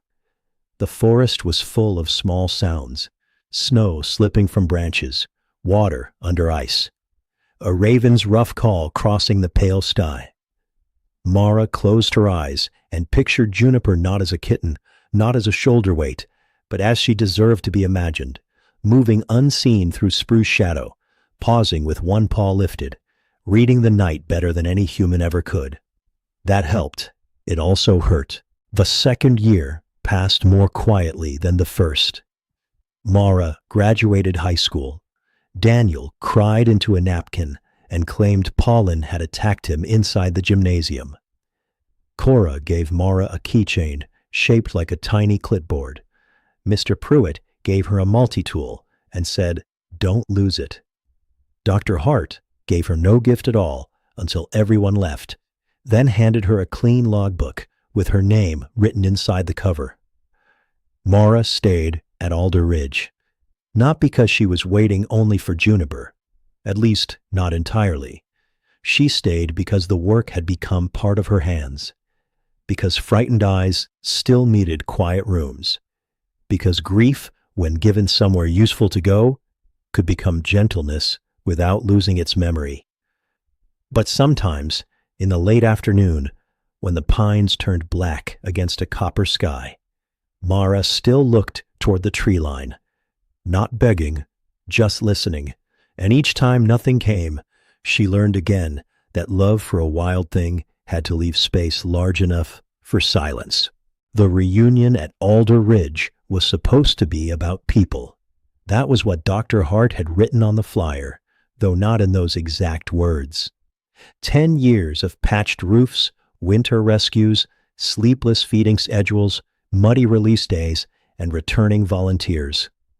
There would be lemonade in the shade of the education barn, folding chairs in the yard, old photographs, and a small speech Dr. Hart had threatened to keep under 3 minutes.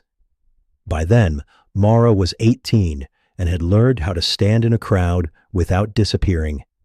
She wore jeans, clean boots, and the same blue hoodie tied around her waist because August wind cooled after sunset. She told herself it was practical. Daniel told himself not to smile when he saw it. Cora saw it and said nothing, which was rare enough to count as mercy. The afternoon smelled of wet pine, gravel dust, and lemonade sweating in paper cups. Someone brought blackberry cobbler, someone else brought potato salad, and no serving spoon.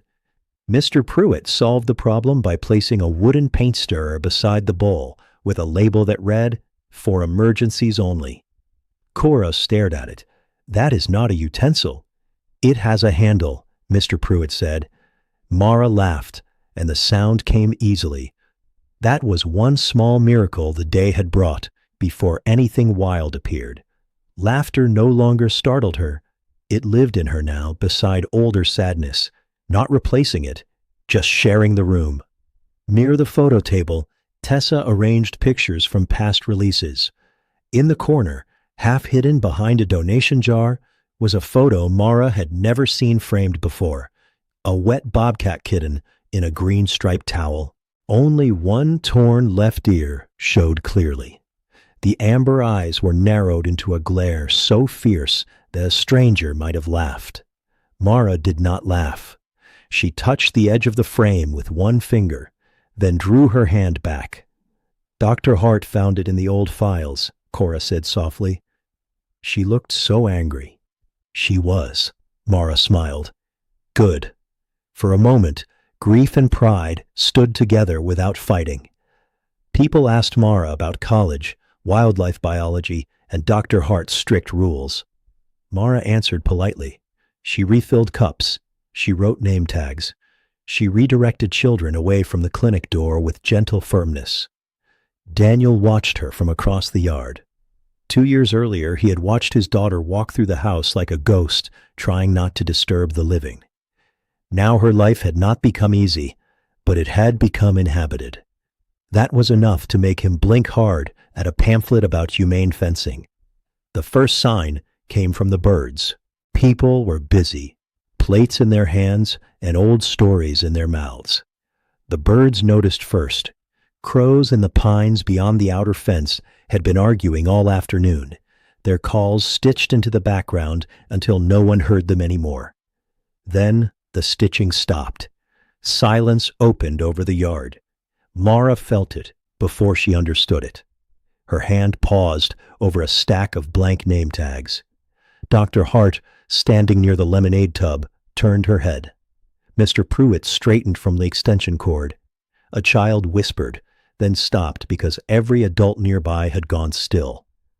At the far edge of the yard, the tall grass moved, not with wind. A shape stood in the green shadow near the split-rail fence, low and compact, its coat broken by tawny gold and dark spots. For one impossible second, Mara's mind refused to make sense of it. The bobcat looked like memory wearing sunlight, larger than the kitten in the photograph, stronger than the young animal who had vanished into ferns. Real enough that the grass bent around her legs. Her left ear held a torn crescent. Mara forgot the name tags in her hands. One peeled loose and fell to the gravel, face down. The adult bobcat did not rush. She stood half covered by shade, reading the yard. Her black-tipped tail twitched once. Her ears moved independently, catching the hum of the cooler, the creak of chair legs, the small gasp someone tried to swallow. Then her mouth opened slightly, drawing scent across the hidden place that told her more than eyes could. She tasted rain and pine bark, cedar shavings, lemonade sugar, road dust boots, nervous children, and somewhere beneath all of it, the faded blue cotton tied at Mara's waist. Dr. Hart lifted one hand, palm low. "Still," she whispered. No one argued. Alder Ridge had taught even its visitors that stillness could be a form of kindness. Mara's heart beat painfully against her ribs. She wanted to say Juniper's name. She wanted to sink to the ground. She wanted to run away from hope before it hurt her. For 2 years, she had practiced loving without proof. Now proof stood at the fence line, amber-eyed and alive, and Mara felt almost unprepared for mercy. The bobcat looked past Dr. Hart, past Cora, past Daniel. Her gaze stopped on Mara. There was no softness in it, not at first. It was a wild gaze, direct and measuring, full of distance. Juniper had survived without human lights. She had hunted, hidden, slept under roots, crossed frost, smelled danger, and carried her own weather. She had not come back smaller. She had come back complete. That knowledge steadied Mara more than any comfort could have. Juniper stepped through the gap beneath the lowest rail. One paw entered the yard, then another. People held their breath in pieces. A paper cup crumpled softly in someone's hand. The little boy who had asked about owl eyebrows leaned against his grandmother's skirt, wide-eyed and silent. Mr. Pruitt lowered the extension cord as if even the cord might make too much noise. Juniper paused near the maple shadow and looked back toward the pines. Only then did Mara see that the forest behind her was not empty.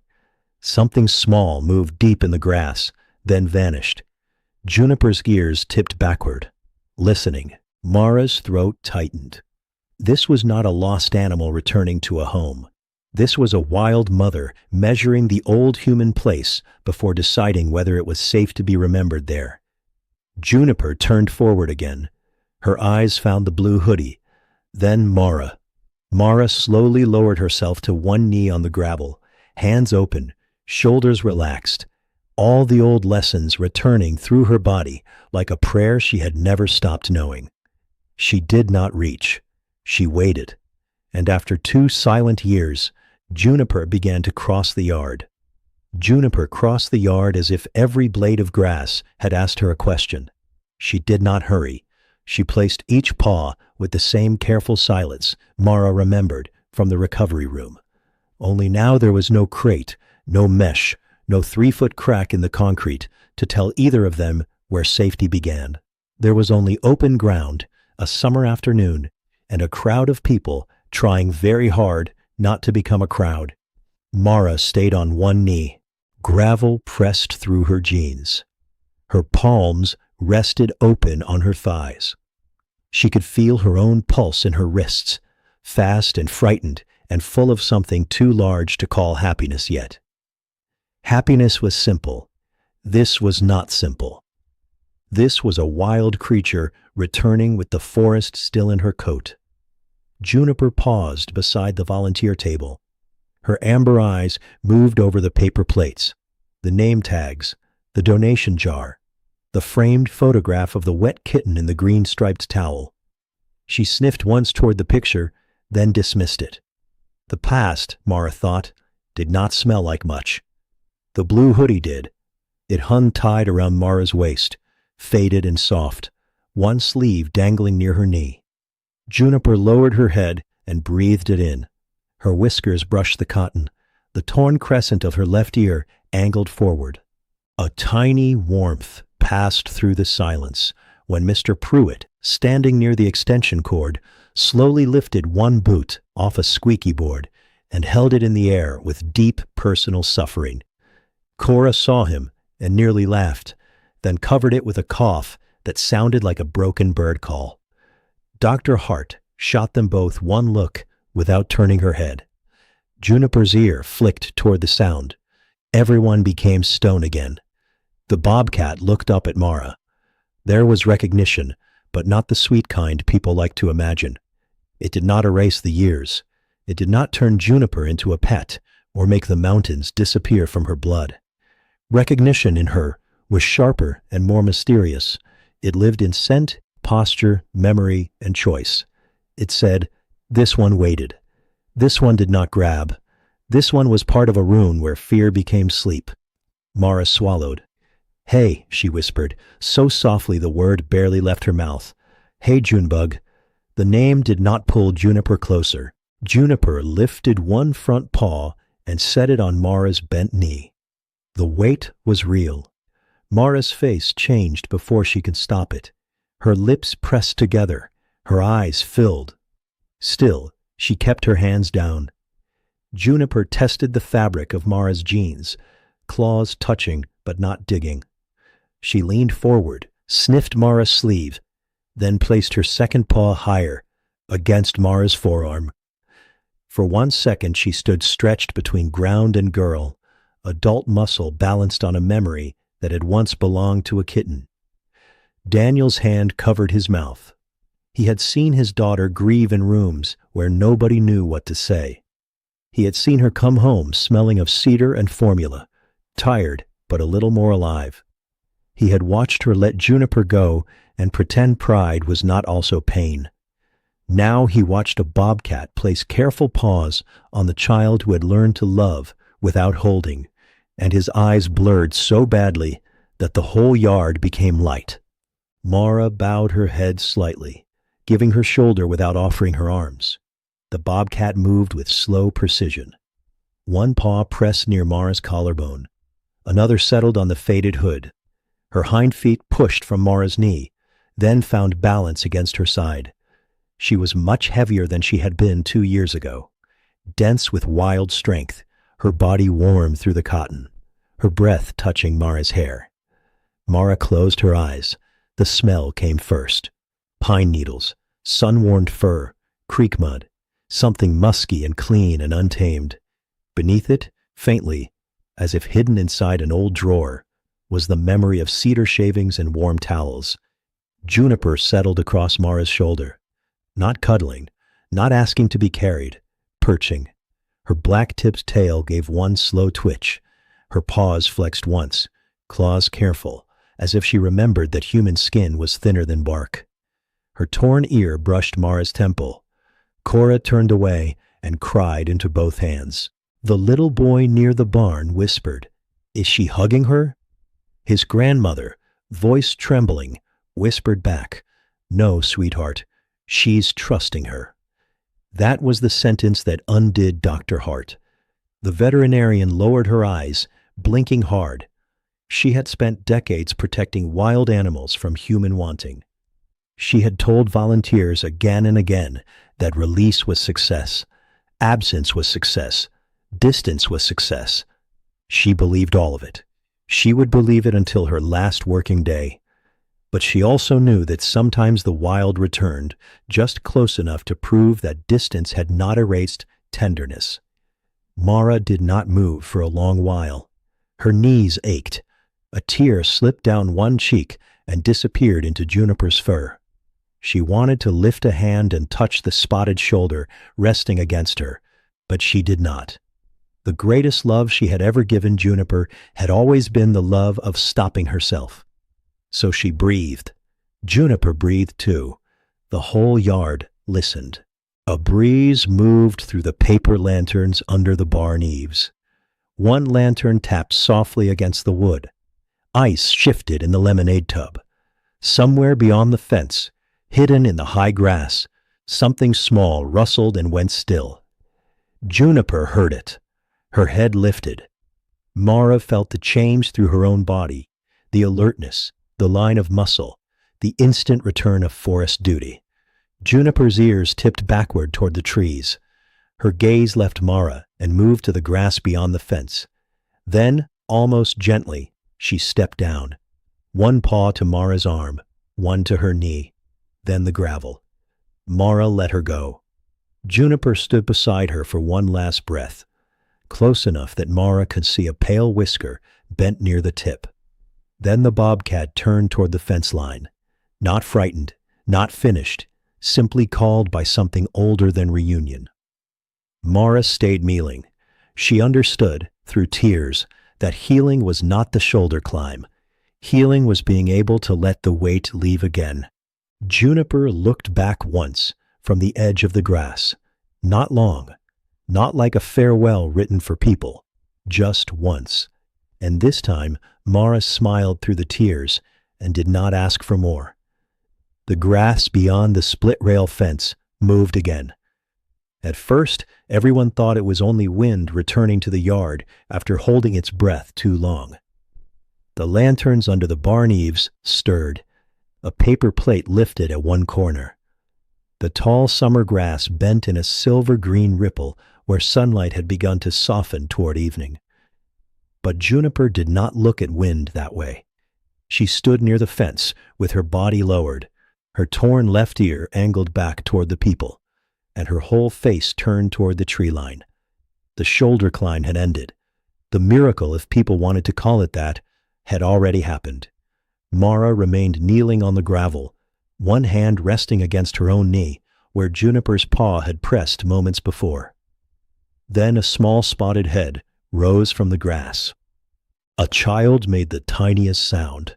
Dr. Hart lifted her hand again, sharper this time. No one moved. The little head vanished. Juniper gave a low sound, Not quite a growl, and not quite a chirp. It was short, private, and meant for ears closer to the ground than human ones. Her tail tip flicked once. The grass trembled again, and this time two small shapes appeared beneath the lowest fence rail. Kittens. Not the helpless kind Mara had first seen under the Alder Creek guardrail. These were older, long-legged enough to stumble with purpose, still fuzzy at the edges, but already wearing the serious faces of wild things. Their coats were lighter than Juniper's, tawny with faint dark markings along their sides. One had a pale chin, the other had a darker stripe above one eye that made it look permanently concerned. Cora pressed both hands over her mouth. Mr. Pruitt whispered, "Well, I'll be." Dr. Hart did not take her eyes off Juniper. Quiet. The two kittens froze beneath the rail. Their ears twitched in different directions. One sniffed toward the lemonade tub and instantly sneezed, jerking backward as if human refreshments were dangerous weather. The other batted clumsily at a grasshopper, missed, and looked behind itself as if hoping nobody had noticed. A soft wave of laughter moved through the adults. Barely sound at all. That was the first warmth of that strange evening. The crowd trying not to laugh, the kittens trying to look fierce, and the grasshopper escaping with more dignity than anyone expected. Juniper looked back once. The laughter stopped. She stepped between the kittens and the yard, not aggressive, not panicked, simply certain. Her body made a line no one needed explained. She had come close to Mara because memory had allowed it. She had brought her young only as far as caution permitted. The difference mattered. Mara understood it in her bones. The shoulder climb had not been Juniper asking to come home. It had been Juniper showing where she had once survived, then turning back to the life she had built beyond them. A third kitten appeared farther down the fence, half hidden in blackberry leaves. This one was smaller and rounder, with one ear folded slightly from sleep or mischief. It tried to squeeze under the rail at the wrong place, bumped its head lightly, backed up, and attempted the same impossible gap again. Mr. Pruitt's face tightened with the effort of silence. Daniel leaned close to him and murmured, "Engineer in the family." Mr. Pruitt whispered back, "Needs training." Mara almost laughed through her tears. The little kitten finally found the wider space and tumbled forward into the grass inside the fence. It landed on its paws, of course, but with enough surprise that it sat down at once and blinked at the entire world. That became the second warmth, a wild bobcat kitten entering the yard with all the drama of a fallen biscuit. Juniper gave another low call. The three kittens gathered closer to her. They did not run to the people. They did not understand a reunion, the old photograph, the name Juniper, or the reason so many human faces shone wet in the evening light. They knew only their mother's body, her scent, her warning, her calm. One kitten pressed against her front leg. Another tried to climb over the first and received a swift, silent correction from Juniper's paw. It was not harsh. It was motherhood written in one precise touch. Mara watched with a tenderness so deep it almost hurt more than losing had. For 2 years, she had imagined Juniper alone. Strong, yes. Free, yes. But alone in the way Mara's heart understood loneliness. Now the truth stood in the grass with twitching ears and unsteady feet. Juniper had not only survived, she had become the shelter. Mara thought of her mother then, not sharply, but softly. Elise Vale kneeling beside marigolds, Elise pressing a warm mug into Mara's hands, Elise humming while rain tapped the kitchen window. For so long Mara had thought being left meant a story had broken. But here was Juniper, who had left because leaving was the right kind of life, returning with proof that absence could carry growth no one had seen. Daniel crouched beside Mara, careful and slow. He did not touch her at first. Then, when she leaned slightly toward him, he placed one arm around her shoulders. Mara led him. "She did good," Daniel whispered. Mara nodded. She really did. Near the barn, the boy who had asked if Juniper was hugging Mara held a cookie, forgotten, in one hand. A dab of frosting slid Audrey's thumb. His grandmother gently wiped it with a napkin, without looking away from the bobcats. That was the third warmth. Even wonder needed someone to manage frosting. Dr. Hart quietly stepped backward toward the clinic door. "Everybody give them room," she said, voice low. "No photos close up. No approaching. Let her decide." People obeyed. Not perfectly, because people were people. A chair scraped softly. Someone sniffled. Cora had to motion one former volunteer back when he lifted his phone too high. But the yard widened around Juniper and her young. Mara stayed still on the gravel. Juniper looked at her once more. The kittens milled at her feet, restless now, beginning to test smells and shadows. The pale-chinned one sniffed the fallen name tag near Mara's shoe, tapped it with one paw, and leapt backward when it stuck briefly to its toes. Mara's smile trembled. Juniper blinked. Not slowly, not sweetly, not like a tame animal in a storybook. Just once, tired and alert, a mother measuring the last piece of daylight. Then she turned. The kittens followed badly at first. One went the wrong direction. Juniper stopped, looked back, and waited with the stern patience of every mother who had ever wondered how such small creatures expected to survive themselves. The little one corrected course and hurried after her. One by one, they slipped beneath the fence rail. Tall grass took their legs, then their backs, then the tips of their ears. Juniper remained visible the longest. At the tree line, she paused with her body half shadowed by pine and blackberry. Her torn left ear caught one final edge of sun. Mara did not call. She only lifted her hand a few inches from her knee, not a wave exactly, more like letting go without closing her fingers. Juniper turned into the trees. This time, the silence she left behind was full. After the reunion, Alder Ridge changed one rule and protected all the others more fiercely. The new rule was simple. Nobody left food near the fence line. Nobody tried to lure the bobcats closer. And nobody spoke of Juniper as if she had come back to belong to them. Dr. Hart wrote the reminders on a whiteboard inside the clinic in her square, no-nonsense handwriting. Wild means wild. Mothers need distance. Memory is not ownership. Cora stood beneath the board with a marker in one hand and whispered, "She really does write like a courthouse." Dr. Hart, without looking up from a chart, said, "Good, obey it like one." That was the first warmth of the weeks that followed. Cora trying to make rules softer, and Dr. Hart making them strong enough to hold everyone's feelings safely in place. The yard returned to ordinary work, though ordinary had widened. The folding chairs were gone. The lemonade tub had been rinsed and stacked behind the barn.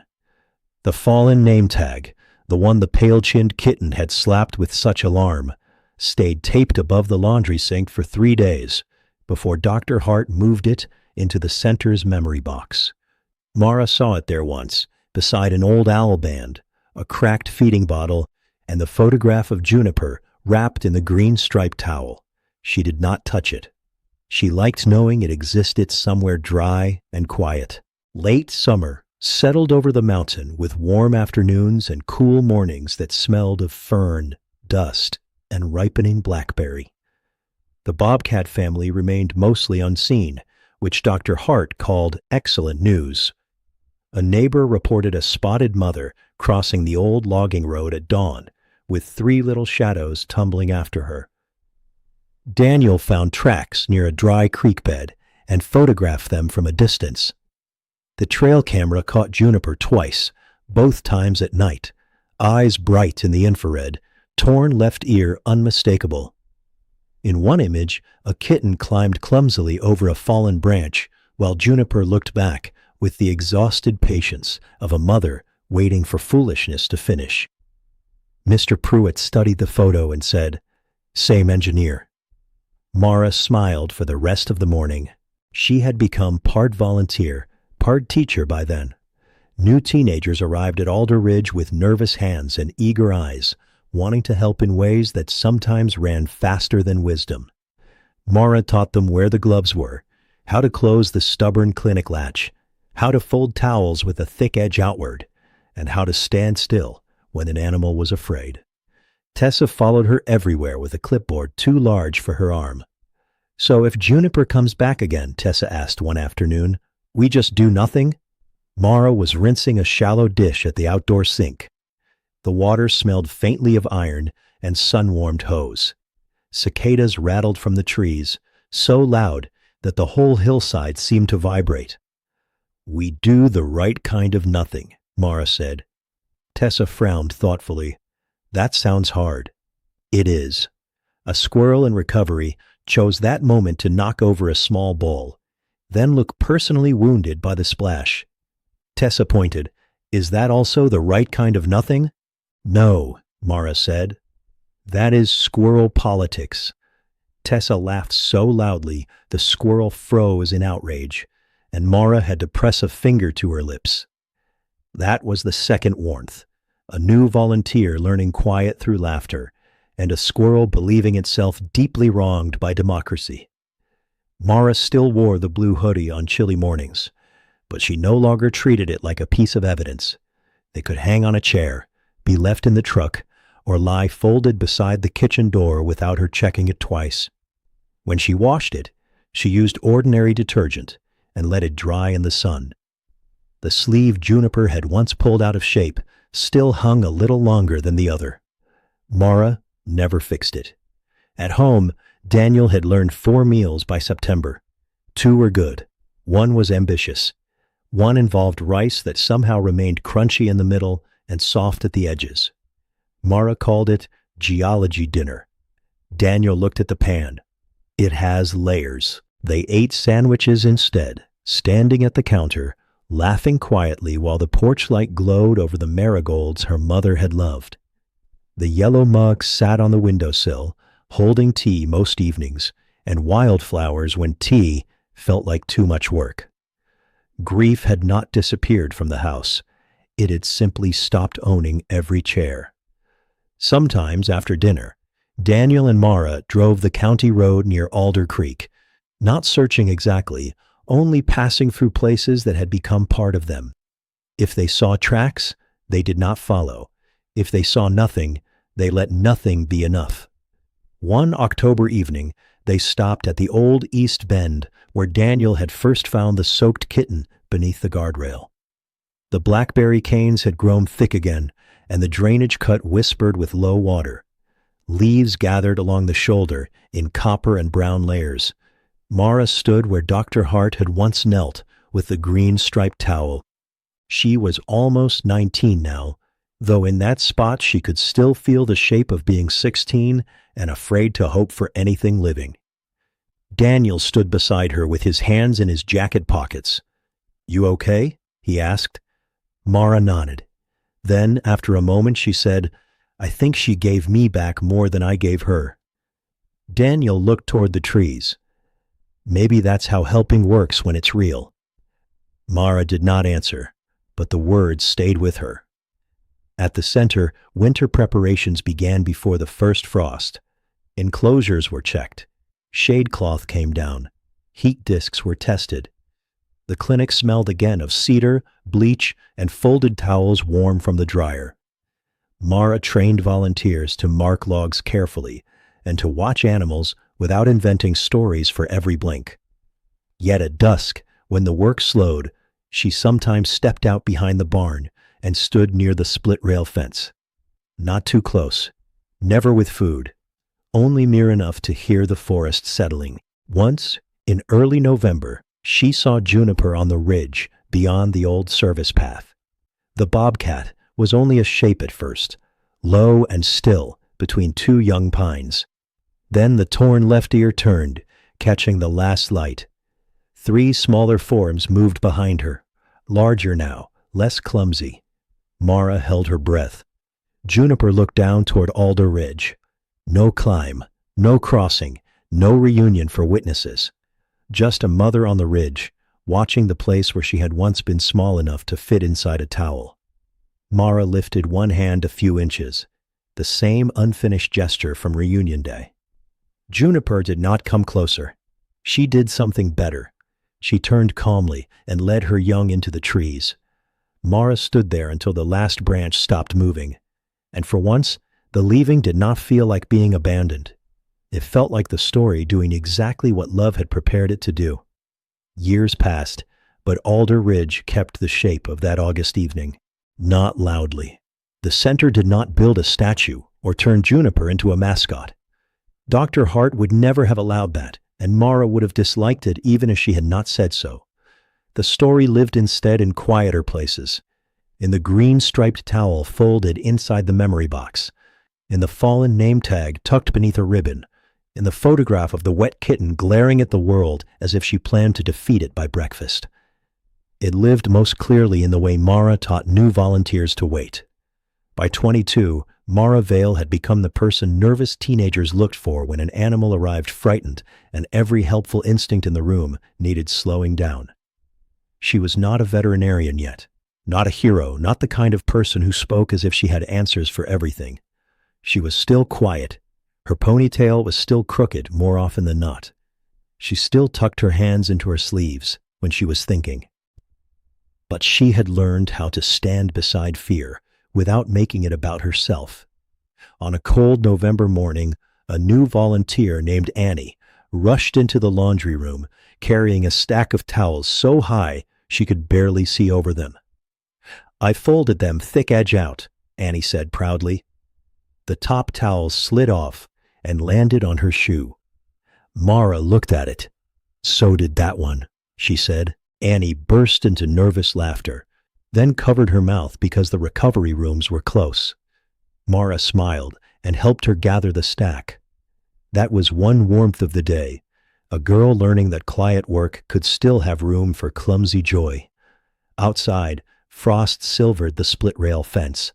The air smelled of leaf mold, wood smoke from a distant chimney, and cedar bedding warmed in the clinic dryer. A red-tailed hawk recovering in the flight pen called once, sharp and lonely. Beyond the ridge, the forest stood bare enough for secrets to travel farther. Mara carried clean towels to the back room and paused beside the memory shelf. The blue hoodie hung on a peg near the office door now. She no longer wore it every day. The color had faded to the soft gray blue of evening rain, and the sleeve Juniper had once tugged remained stretched just a little longer than its match. Once, Cora had offered to mend it. Mara had looked so alarmed that Cora lifted both hands. "Historical artifact," Cora said. "Understood." That became another warmth they repeated for years. The hoodie was not sacred exactly. It was allowed to smell like laundry soap and dust. But nobody fixed the sleeve. Daniel still came by the center when county work brought him up the ridge. His beard had more gray in it, and he had improved enough in the kitchen that only one meal in 5 required a joke before eating. He had re-marigolded the porch each spring, as he called it, planting too many because Elise would have said restraint was for people with smaller porches. Mara visited home often. The yellow mug stayed on the windowsill, sometimes holding tea, sometimes pens, sometimes a few stems of whatever had survived the weather. Grief remained, but it no longer stood between them at the table. It sat with them, familiar and quieter, while Daniel told stories about road crews and Mara told stories about animals who hated perfectly good bulls. Juniper appeared less as the years moved on. The kittens grew and scattered, as young wild things must. One with a pale chin was seen near the North Creek for 2 winters. The little one Mr. Pruitt had called the engineer showed up on a trail camera trying to carry a rabbit through branches in the least efficient direction possible. Mr. Pruitt studied the image and said, "Still needs training," though his voice had softened at the edges. Juniper herself became mostly rumor. A torn left ear at dawn, tracks crossing mud after rain, a compact shape watching from a granite ledge before vanishing into mountain laurel. Mara never chased those reports. She wrote them down when they mattered. She smiled when they were likely. She let uncertainty keep its dignity. Then, one February evening, after snow had fallen all afternoon in slow, soft flakes, Mara stayed late to check locks before a cold night. The center was quiet except for the hum of heat lamps and the occasional shift of an animal settling into straw. Her boots squeaked faintly on packed snow as she stepped behind the barn. The split-rail fence was white along its top. The pines beyond it held snow on every branch. Mara saw the tracks first. They came from the tree line, crossed near the old reunion yard, and stopped beside the place where she had knelt years before. Bobcat tracks. Not fresh enough to follow, not old enough to ignore. One print rested close to the fence, clear as a pressed seal in the snow. Beside it lay a single pine needle caught in the crust. Mara crouched slowly. Across the yard, the blue hoodie was visible through the office window, hanging on its peg in the warm light. For one breath, Mara remembered weight on her shoulder, claws held careful, pine scent in fur, and the terrible, beautiful lesson of letting go. She was not 16 anymore. She was not waiting to be chosen. Still, her eyes filled. A barred owl called from the woods, low and hollow. Mara looked toward the dark pines. Nothing moved. No amber eyes shone back. No torn ear caught the moon. Only the forest, deep and alive, keeping what it loved in its own way. Mara smiled through the cold. "Good night, Junebug," she whispered. Then she stood, turned off the yard light, and left the tracks undisturbed beneath the falling snow. By morning, wind had softened their edges. By noon, they were gone. But Mara did not need proof to last forever. Some bonds were not meant to be held in the hand.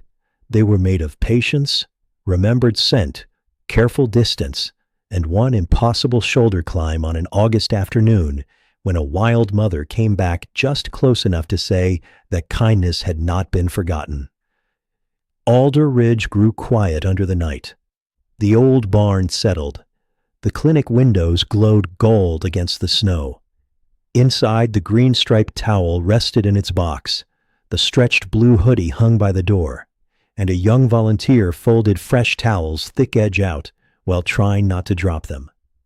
Far beyond the fence, where the pines leaned together and the creek moved under ice, a bobcat's path crossed the white ground and disappeared toward higher timber.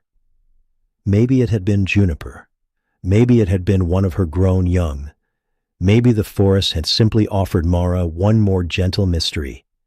Either way, the lesson remained. Love had come to Alder Ridge, frightened, soaked, and furious beneath a roadside guardrail.